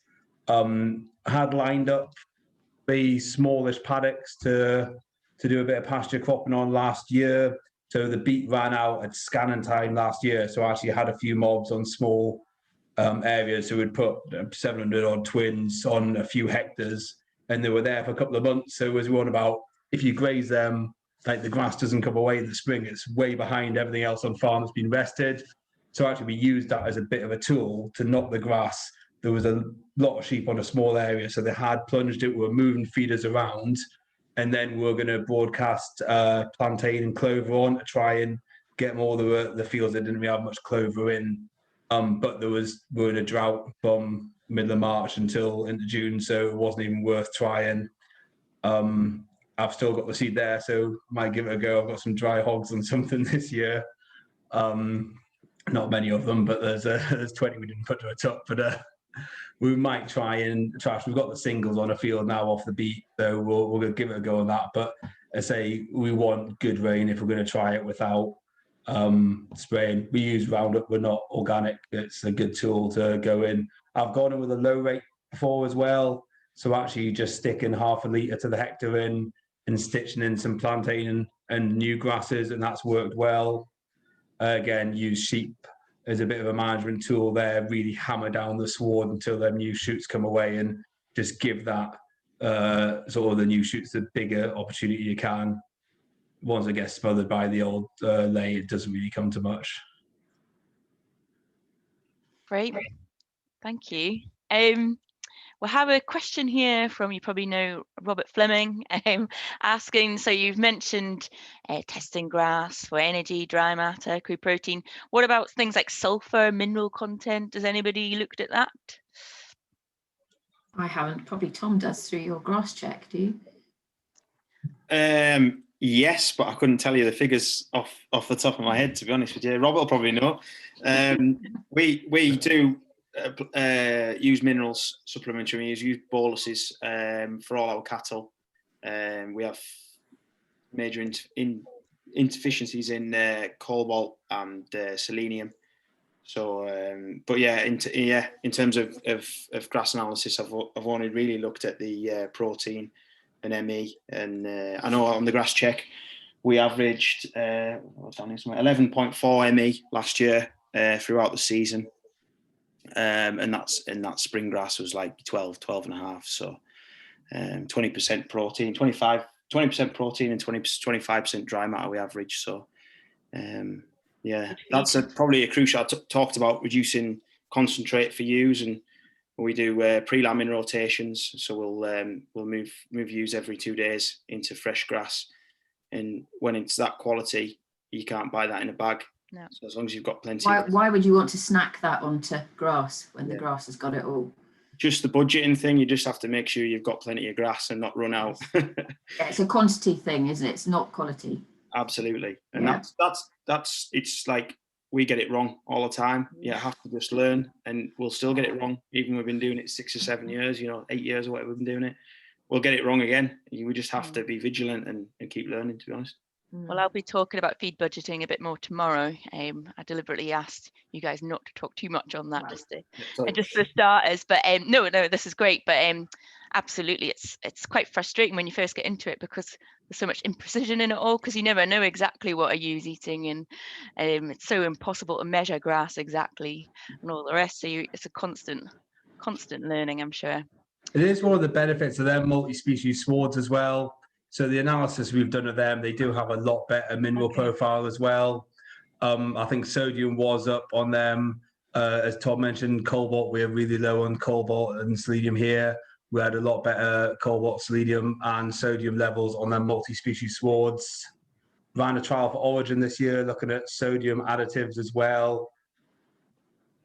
Much there was a bit of an improvement in day live weight gain, but we're looking after weaning, I think. So the animals were a bit big; they weren't getting that massive growth rate really. Then they were quite heavy to start with, and that sodium obviously just to improve intake and day live weight gain. We've used additives before in the past, not be able to get a hold of cobalt additive for a few years now, which is a right pain because we smart shop now because we've done mineral trials. Cobalt has a huge effect on live weight gain in young lambs. So we were looking at a 30% improvement or 33% improvement in live weight gain from addressing that deficiency in cobalt. If you can get that as a pasture additive, it's dirt cheap. It's an easy way to make sure they're getting drip fed in the especially the multi-species swards. If you're getting more cobalt into them, you wouldn't have to put an injection or a dose into them.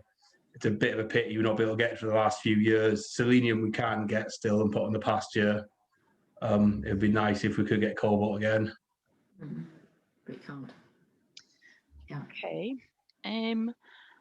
I have the question here, although I know a fair few organic farmers that do rotational grazing well. So what your perspectives are, I mean, would you consider going organic? Would you think your system would work organically? I'll start with you, Kalina. Yeah, I think it would. I don't think I would have had the confidence a few years to go organic, but I think now there is, nitrogen use is so much less. I mean, we were never high users anyway, but yes, I think we could. Clover is such a big part of our system. Nitrogen is not important.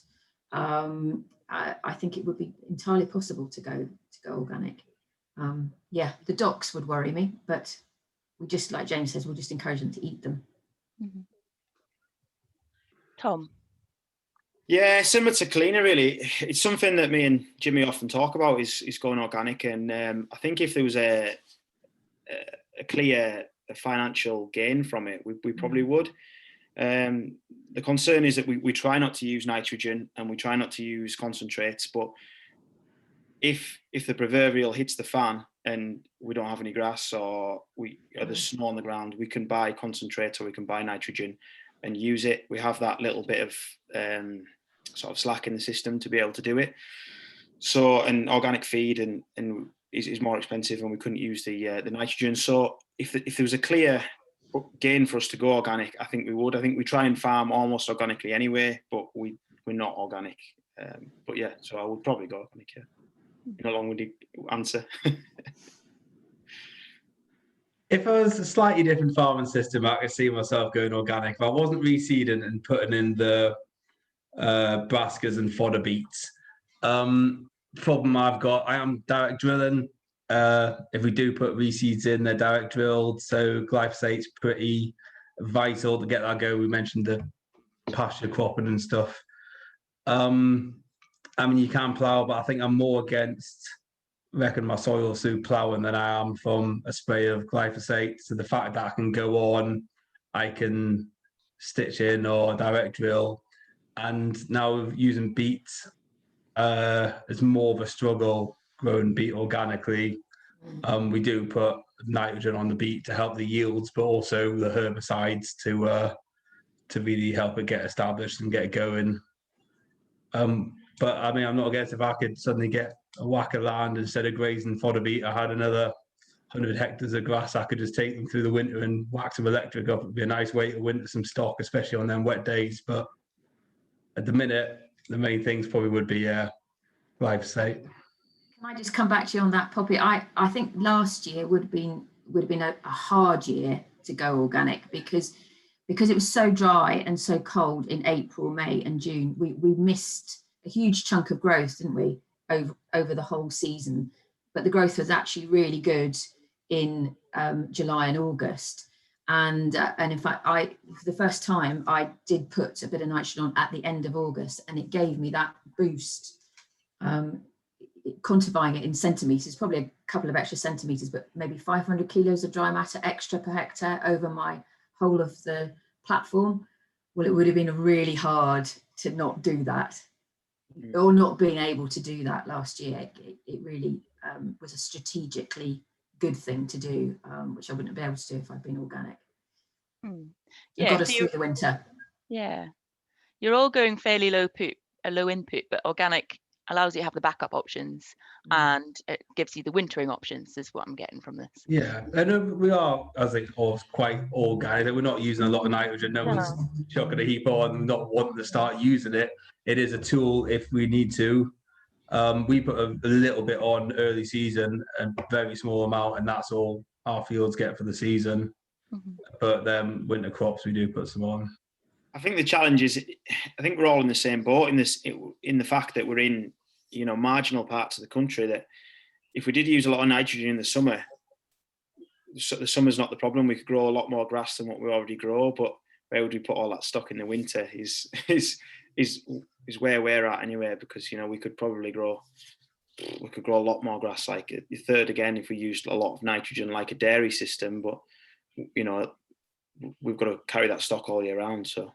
And it can become problematic, too much nitrogen. If you've got excess spring growth, then you're constantly chasing your tail, trying to keep on top of it, keep quality, aren't you? On that note, well, I've got a good question here. So getting started with grazing management can be a big leap of faith. So what advice would you give to people who are wanting to get started but not sure how? What advice would you give? I'll give you a few minutes, and I'll start with who's looking most confident. Kalina. You need to talk to people. You need a mentor, really. That screen I put up with all those logos of everybody's logos, QMS and SAC and all the people I've met through those meetings, that has been the most valuable resource ever. Get yourself into a group, go to meetings when we can, meet people, talk to them.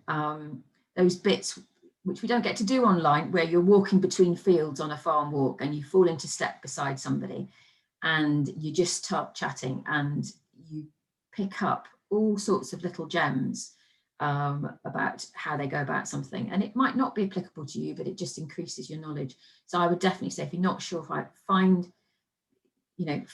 through whatever means somebody who's doing it in your area, and people are really willing to help. They love talking. Grass nerds love talking about grass.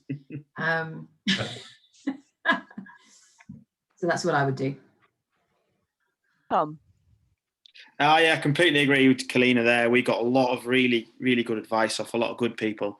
And we've always found that any grass nerds, as we'll call them, are always willing to share and learn from you as well. You always learn from other people. One thing I would probably suggest is don't dive in too much as well. Maybe start with one stock class, an easy stock class, or one part of land. If your farm's split, maybe try part of your farm, or maybe 6 fields with one mob going around them, and just feel your way in, and you'll learn.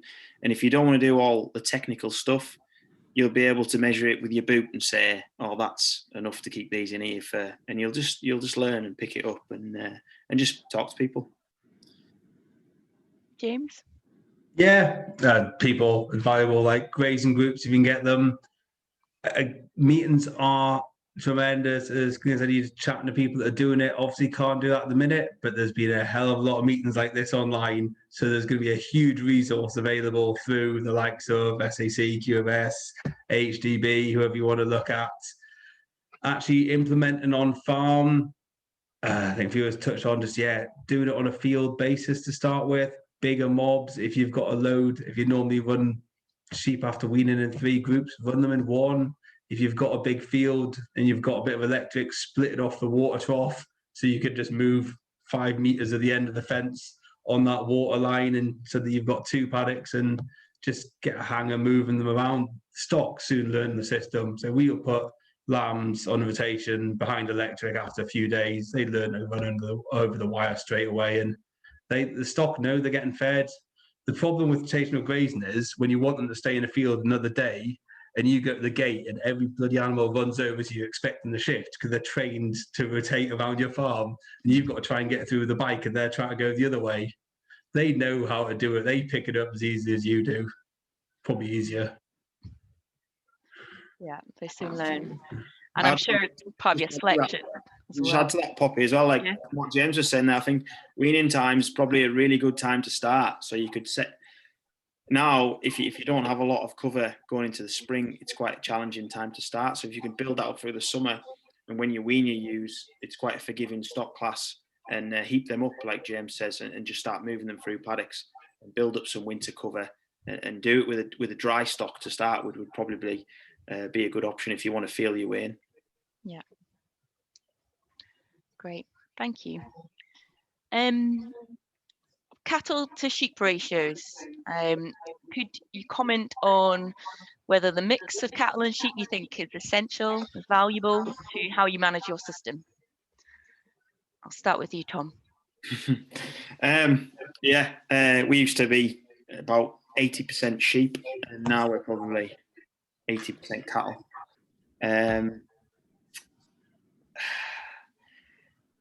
I think we've got the balance right now.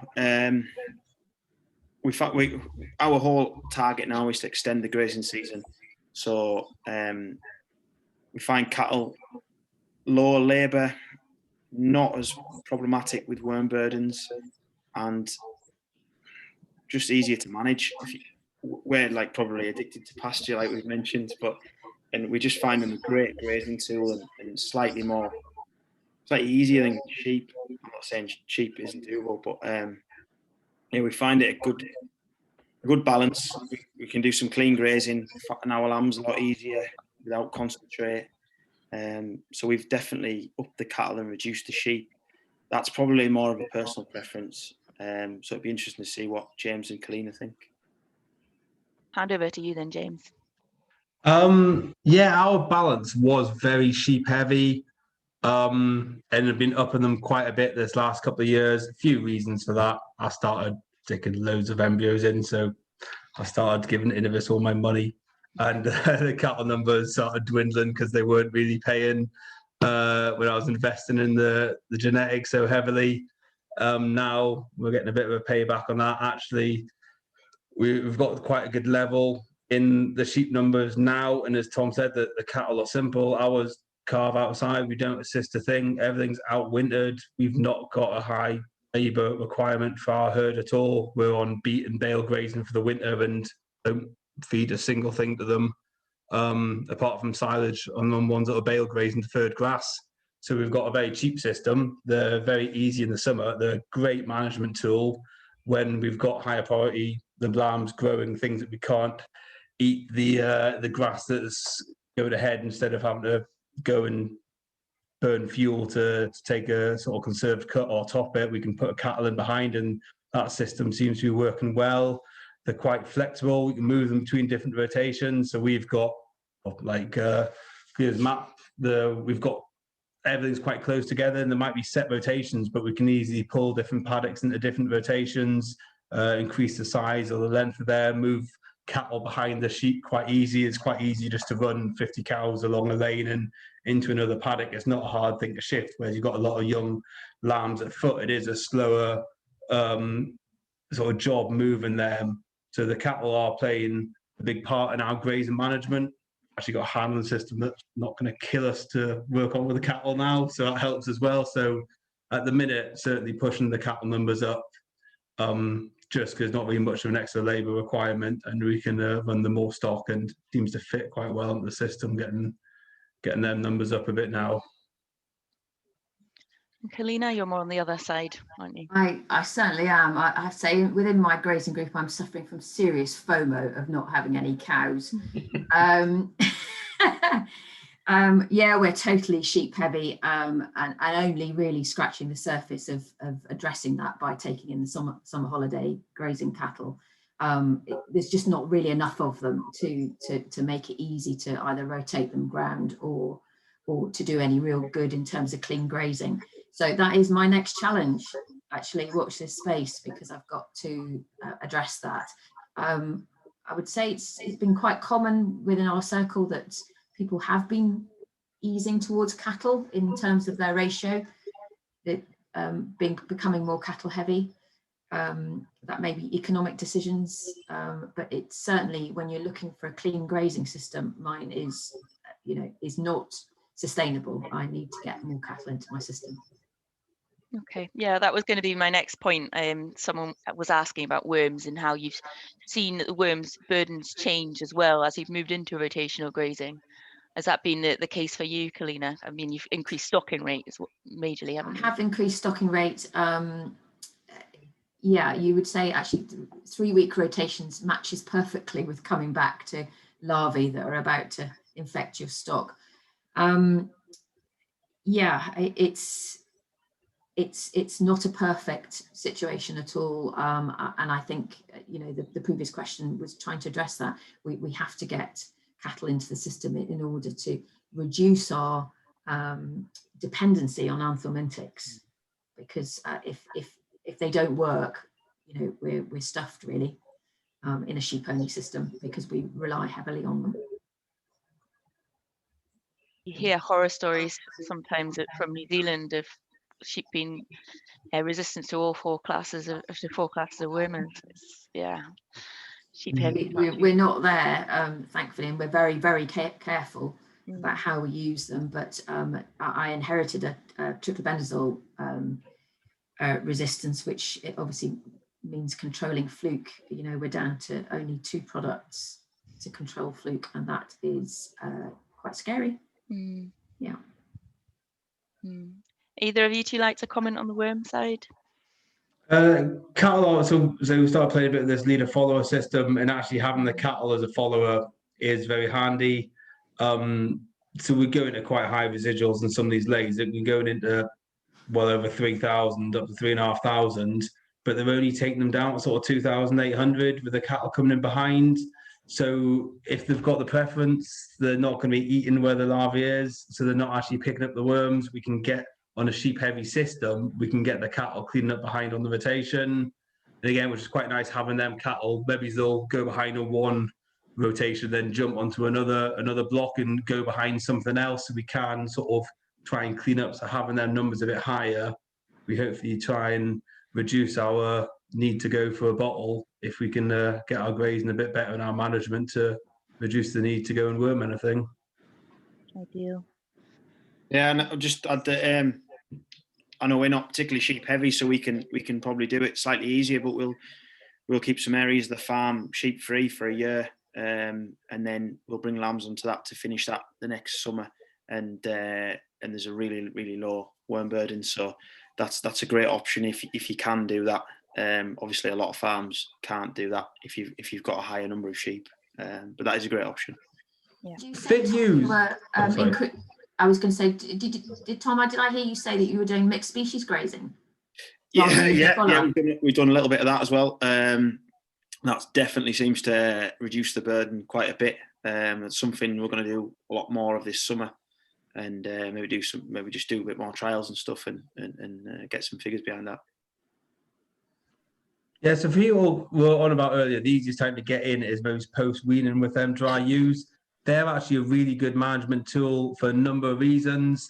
One is you're not trying to clean up everything when you've got young lambs at foot. Leave a bit of grass behind. There's going to be some rejection sites, whether there's a worm burden there or it's less palatable, there's some dung or something.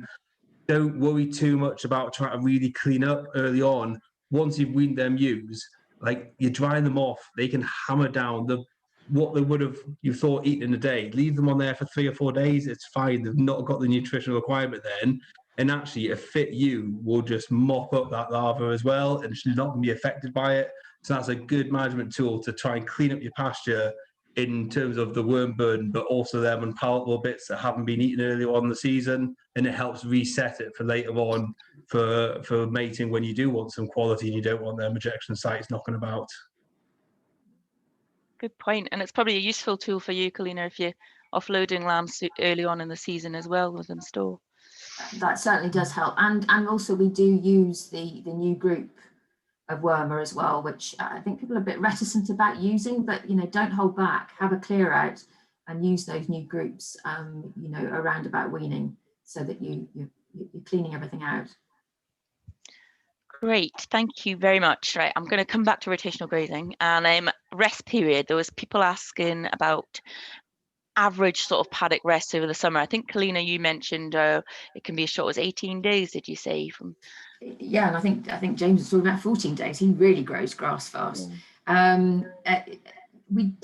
Those early summer rotations in 2020 they weren't that short. They were more 20 to 25 days. We were just judging when it was right to go back in, when the covers were there to go back in. So it can really vary. If you've got cold, dry weather in April and May, May, June, I should say, it's going to be slower than you think. And you want to be slightly longer rotation once you get into August, because you don't want to be taking those covers down quite slow. You want to be building them up into the autumn. And the winter, you want to be as long as you can. That last rotation is effectively, if it could be 120 days between the last time you graze it in October and November and when you go back on in March and April, in our part of the world, not February like you lot, then that's great. And it can be anything in between. It's how fast is the grass growing dictates. Has to be moving, doesn't it? And you think about 2018, that dry year, and I don't know what sort of rest periods people were having to put in then, because it's just July, August, it's slowed down. It was like a dry winter. Yeah. It was a hot, dry winter. That was what it was like. It was more like winter rotations, was a winter rest. Oh yeah, we started strip grazing the farm. Like, it wasn't a rotation. It just, we weaned early in that year, and we just tried to allocate maintenance to the lambs to keep them going until growth picked up, because there was nothing coming in behind. We weren't having any regrowth then. We just had to try and allocate what we had to the highest priority to keep them going. And when it did start growing, end of August, September, that's when we could get back into it and really start growing some stock. Yeah. But yeah, rest period, we have been down like short when, say, especially with putting grasses in these new lays, like they're all going to head to try and keep it vegetative, try and keep it in as high a quality as possible. And if we're pulling out paddocks then to conserve as silage, we do get quite a short rotation then, but it's just for a few weeks. And then, it gets longer going into the season. Pre-lambing, we're probably looking at sort of 50, 60-day rest before going on them tupping paddocks to get a nice sort of cover. So we'll really pair off with them wean ewes in August, and then really decent rest period leading up to mating. And then once we've mated, we've got a lot of mating groups, what we do with the ram production. So we've got 25 odd mating groups. So we're set stock for the first cycle, or a very light rotation, a couple of paddocks per group. And then we can mob up, have a quick rotation round, and then the rest until things go on in sort of up to mid-April, late April at lambing. So that really good. It could be 140 days plus at that time of year. Yeah, I think it's quite interesting that we've all gone onto little short, sharp cuts of silage, and that's really, really useful in the summer for resetting paddocks and keeping quality in your grazing system. So if you're talking about grazing rotations, and like the guys have said there, it's all dictated to by the growth. So if all of a sudden you get a burst of growth and you've got 8 paddocks for your mob of sheep, you can just drop a paddock out and bale it, and then by the time you've baled it, it's back in for the next rotation. So that's a real benefit of them little sharp short cuts of grass. And it, like, we get it wrong, all of a sudden you've got loads of grass and it's going to head, whether you can just cut some and bale it and reset it, skip a couple of paddocks, your next longest ones, miss them out and bale them. Yeah, and on that note, sorry, James. Yeah, I was going to say something in the chat. James has been asking about that. Contract. If people have their own we do have his old knackered gear. We had a mower conditioner, but it broke at the end of last year, so we need to get another one. The old one was 30 odd years old, so anything within the last 20 years is fine for me. If I had another one, that I'd go in. And say it's quite often dry, you're taking it out.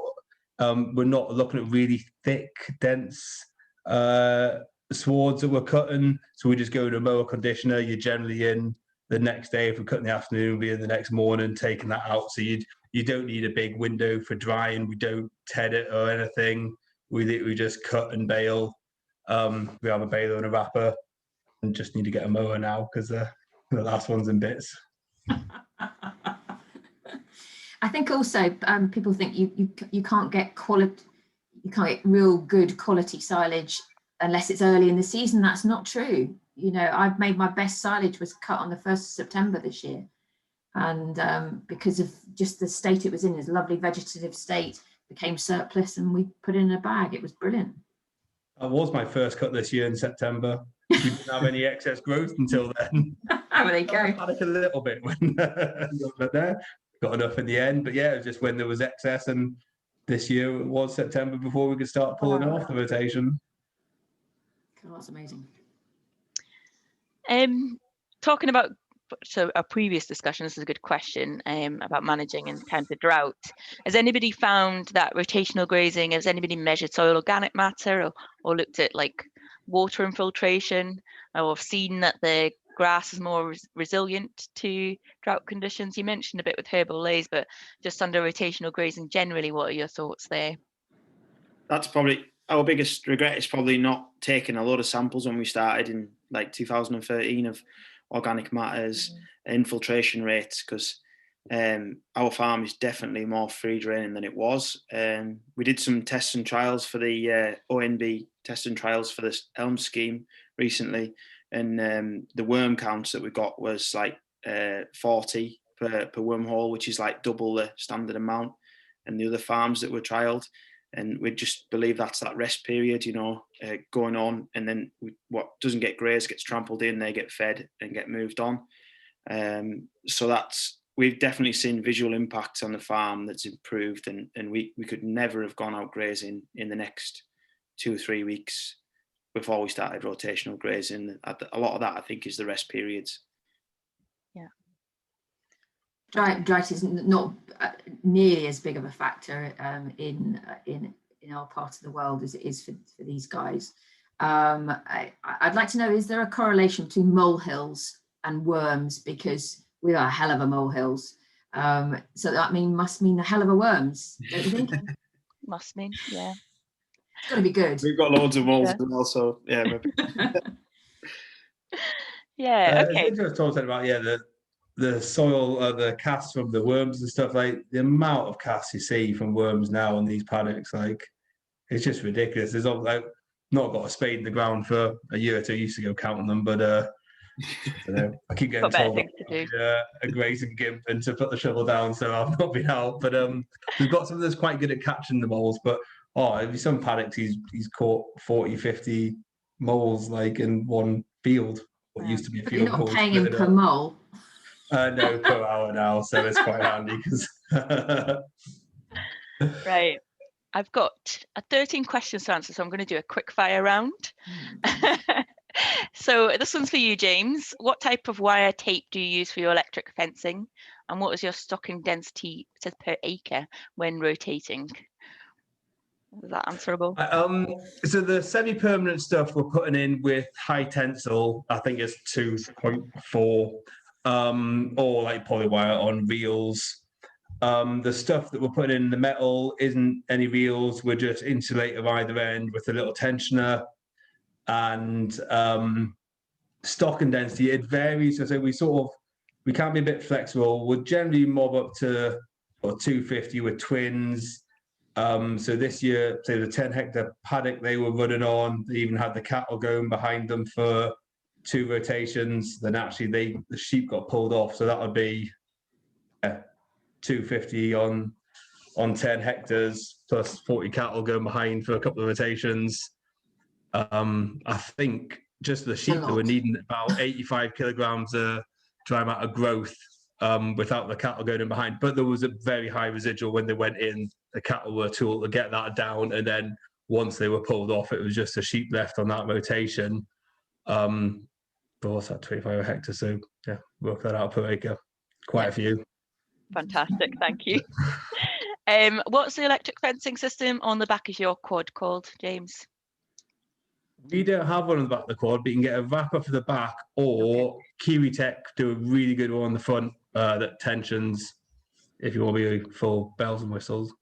Perfect. Another one for you, James. When you moved lambs onto tall grass, was it an immediate move from a paddock of vegetative grass to the tall grass? So I kind of see what she's getting at there. It sort Or of was there a getting ahead of them, gradual? yeah. Yeah. So as I was getting married, so I had to help. We got married on farm, so we had it all set up ourselves. So I had to stop cutting grass and making silage. So it was just on their rotation. So yeah, it was just getting taller ahead of them, and it was all the buzz, tall grass grazing. Everyone was loving it. Worked great. It was brilliant for cattle. Really good, as Tom said. If you're looking to graze a bit, trample a bit, it's a good way to feed the soil. Have to have the right stock class. Didn't quite work for young lambs. It'd be fine for dry ewes. Winter and dry ewes on it or something would be tremendous. But if you try to grow young lambs, young cattle are fine on it as well. Great, thank you. For Tom, you're currently using additional forage, so kale and fodder beet. Is that through necessity or is that just a preference?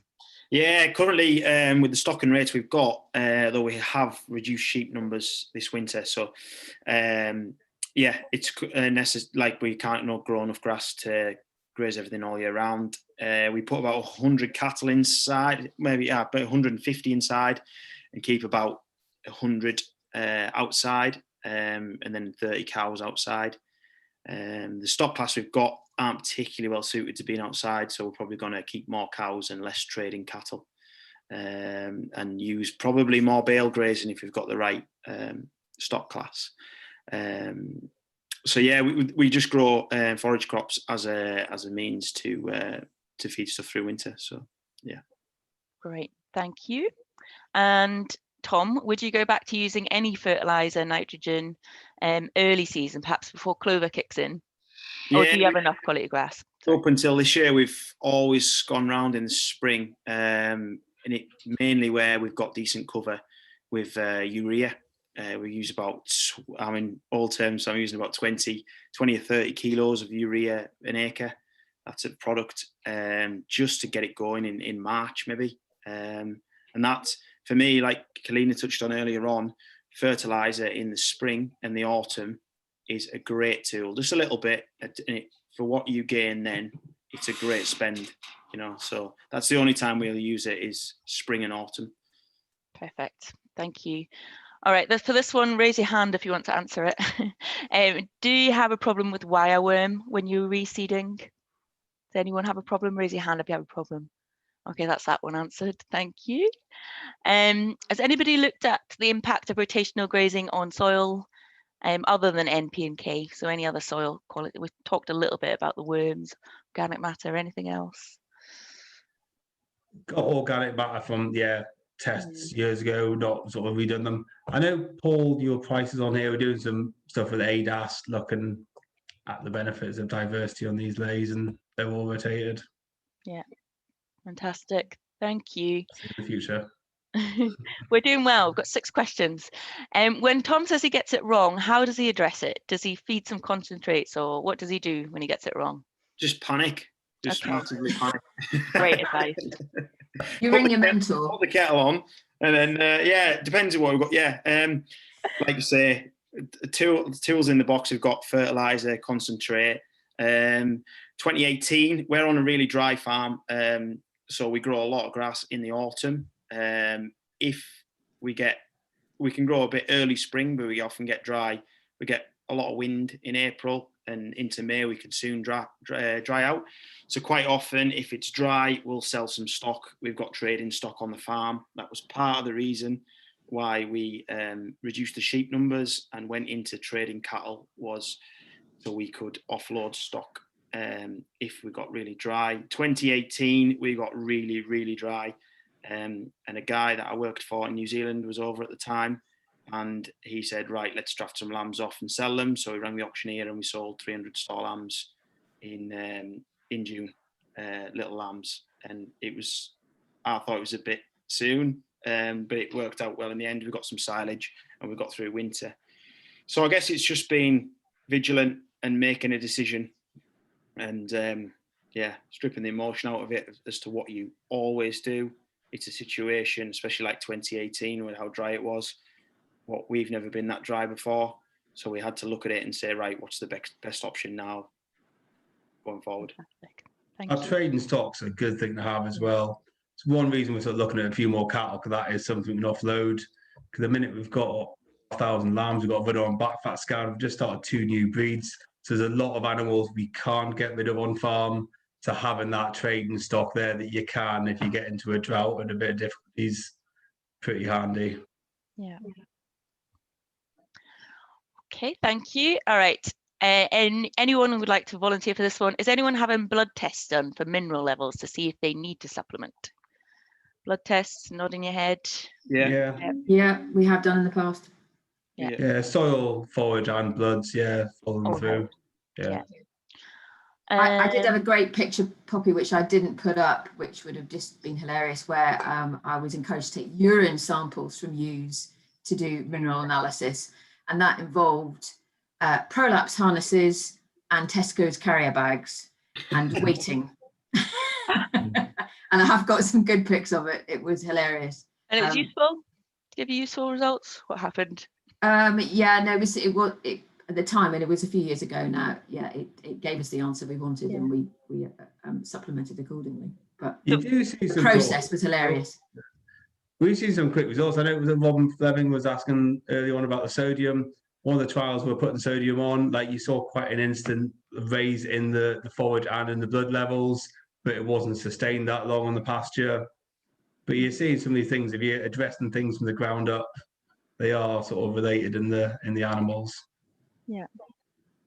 Great, thank you. And actually, I think I've just got a couple more questions. So this is a bit of a leading one. Do you see rotational grazing the same as regenerative grazing? Anyone like to comment on that? Just one comment. Yeah, it's a bit of a buzzword at the minute, regenerative farming, isn't it? And you're really cool if you're regeneratively farming. I don't know where you draw the line. I've got a bit of a gripe with it, because how do you describe regenerative farming? I think our soil's improving, our farms, it's healthier. So is that regenerative farming? Do we need to put a bracket on it? Yeah, can't be sustainable anymore. Got to be regenerative. I mean, running more stock, healthier, more resilient soils that take drought through what species are growing better. They carry stock better in the winter and through wet periods. But we're not farming just for the soils. We're tenants, and our landlord just wants to hike our rent up every year. So I'm not spending all my time putting money in his bank. I want to try and put it in mine, but we're trying to farm as environmentally consciously as we can and try and mitigate what sort of changes and weather's going to happen going forward. Yeah. Yeah, I mean, my 2 pennies worth is regenerative. Well, none of us are ploughing. We're all direct drilling or overseeding. That's got to be good. That follows the arable world's, min-till approach to would definitely be classed as regenerative. The way we're farming is making more use of the stuff that grows under our feet, the grass, and so we're not feeding as much grain or imported soya or whatever as we might, as other non-rotational grazes might be. So that's got to be regenerative in its sense, or I think sustainable is a better word, actually. Yeah, you're using your grass resource more efficiently, so you haven't fewer environmental burdens elsewhere, I guess. Yeah. Okay. All right, I've got my final question and I'll let you go. Sorry, this 2 hours has flown by. But anyways, does chicory plantain in a sward does it conserve okay, like in silage? Anybody like to raise a hand? James, you're nodding? Yeah, sheep love it, cattle love it. It'll go black. So any broadleaf stuff goes really black in silage. Sheep, cattle will bury the heads in the bales to find it. We love it. Analyze as well. Absolutely fine. We establish it all as arable silage as well. So we establish it by, so when we establish it, you can't spray it with anything. So any annuals that come away, we're good at growing fat hen and red shank here. So we'll take that cut as an albal size and plant it with a low rate of oats, and yeah, beat it out with the red shank and everything in the bale, and cattle love it. Fine. Gives you a clean lay. Yeah. Right. Okay, well, we've managed to work through all our questions, so well done, everybody. And we're 4 minutes over time, so thank you very much for staying on. I've enjoyed it thoroughly, and I hope our audience have too. A really nice insight to those wanting to get started, but also, as you can see, we've had the likes of Robert Fleming, John Ritchie, and all these other grazing geeks on as well. So hopefully they've got something out of it too. Okay, well, thank you very much so much for this evening. You've been excellent, and you've all kept to time and discussed things so thoroughly and well, and I really appreciate your time for this evening. Thank you. And just to say, obviously, hopefully some of you will be joining us tomorrow, where it'll be myself and colleagues talking a little bit more about the how-tos of rotational grazing. And then on Wednesday, we have the researchers talking. So it should be a good week, and hope to see more of you there. So thank you very much all, and good evening, everybody. Thank you. All right. Cheers, Poppy. Thank you very much. Bye. Bye. Take care.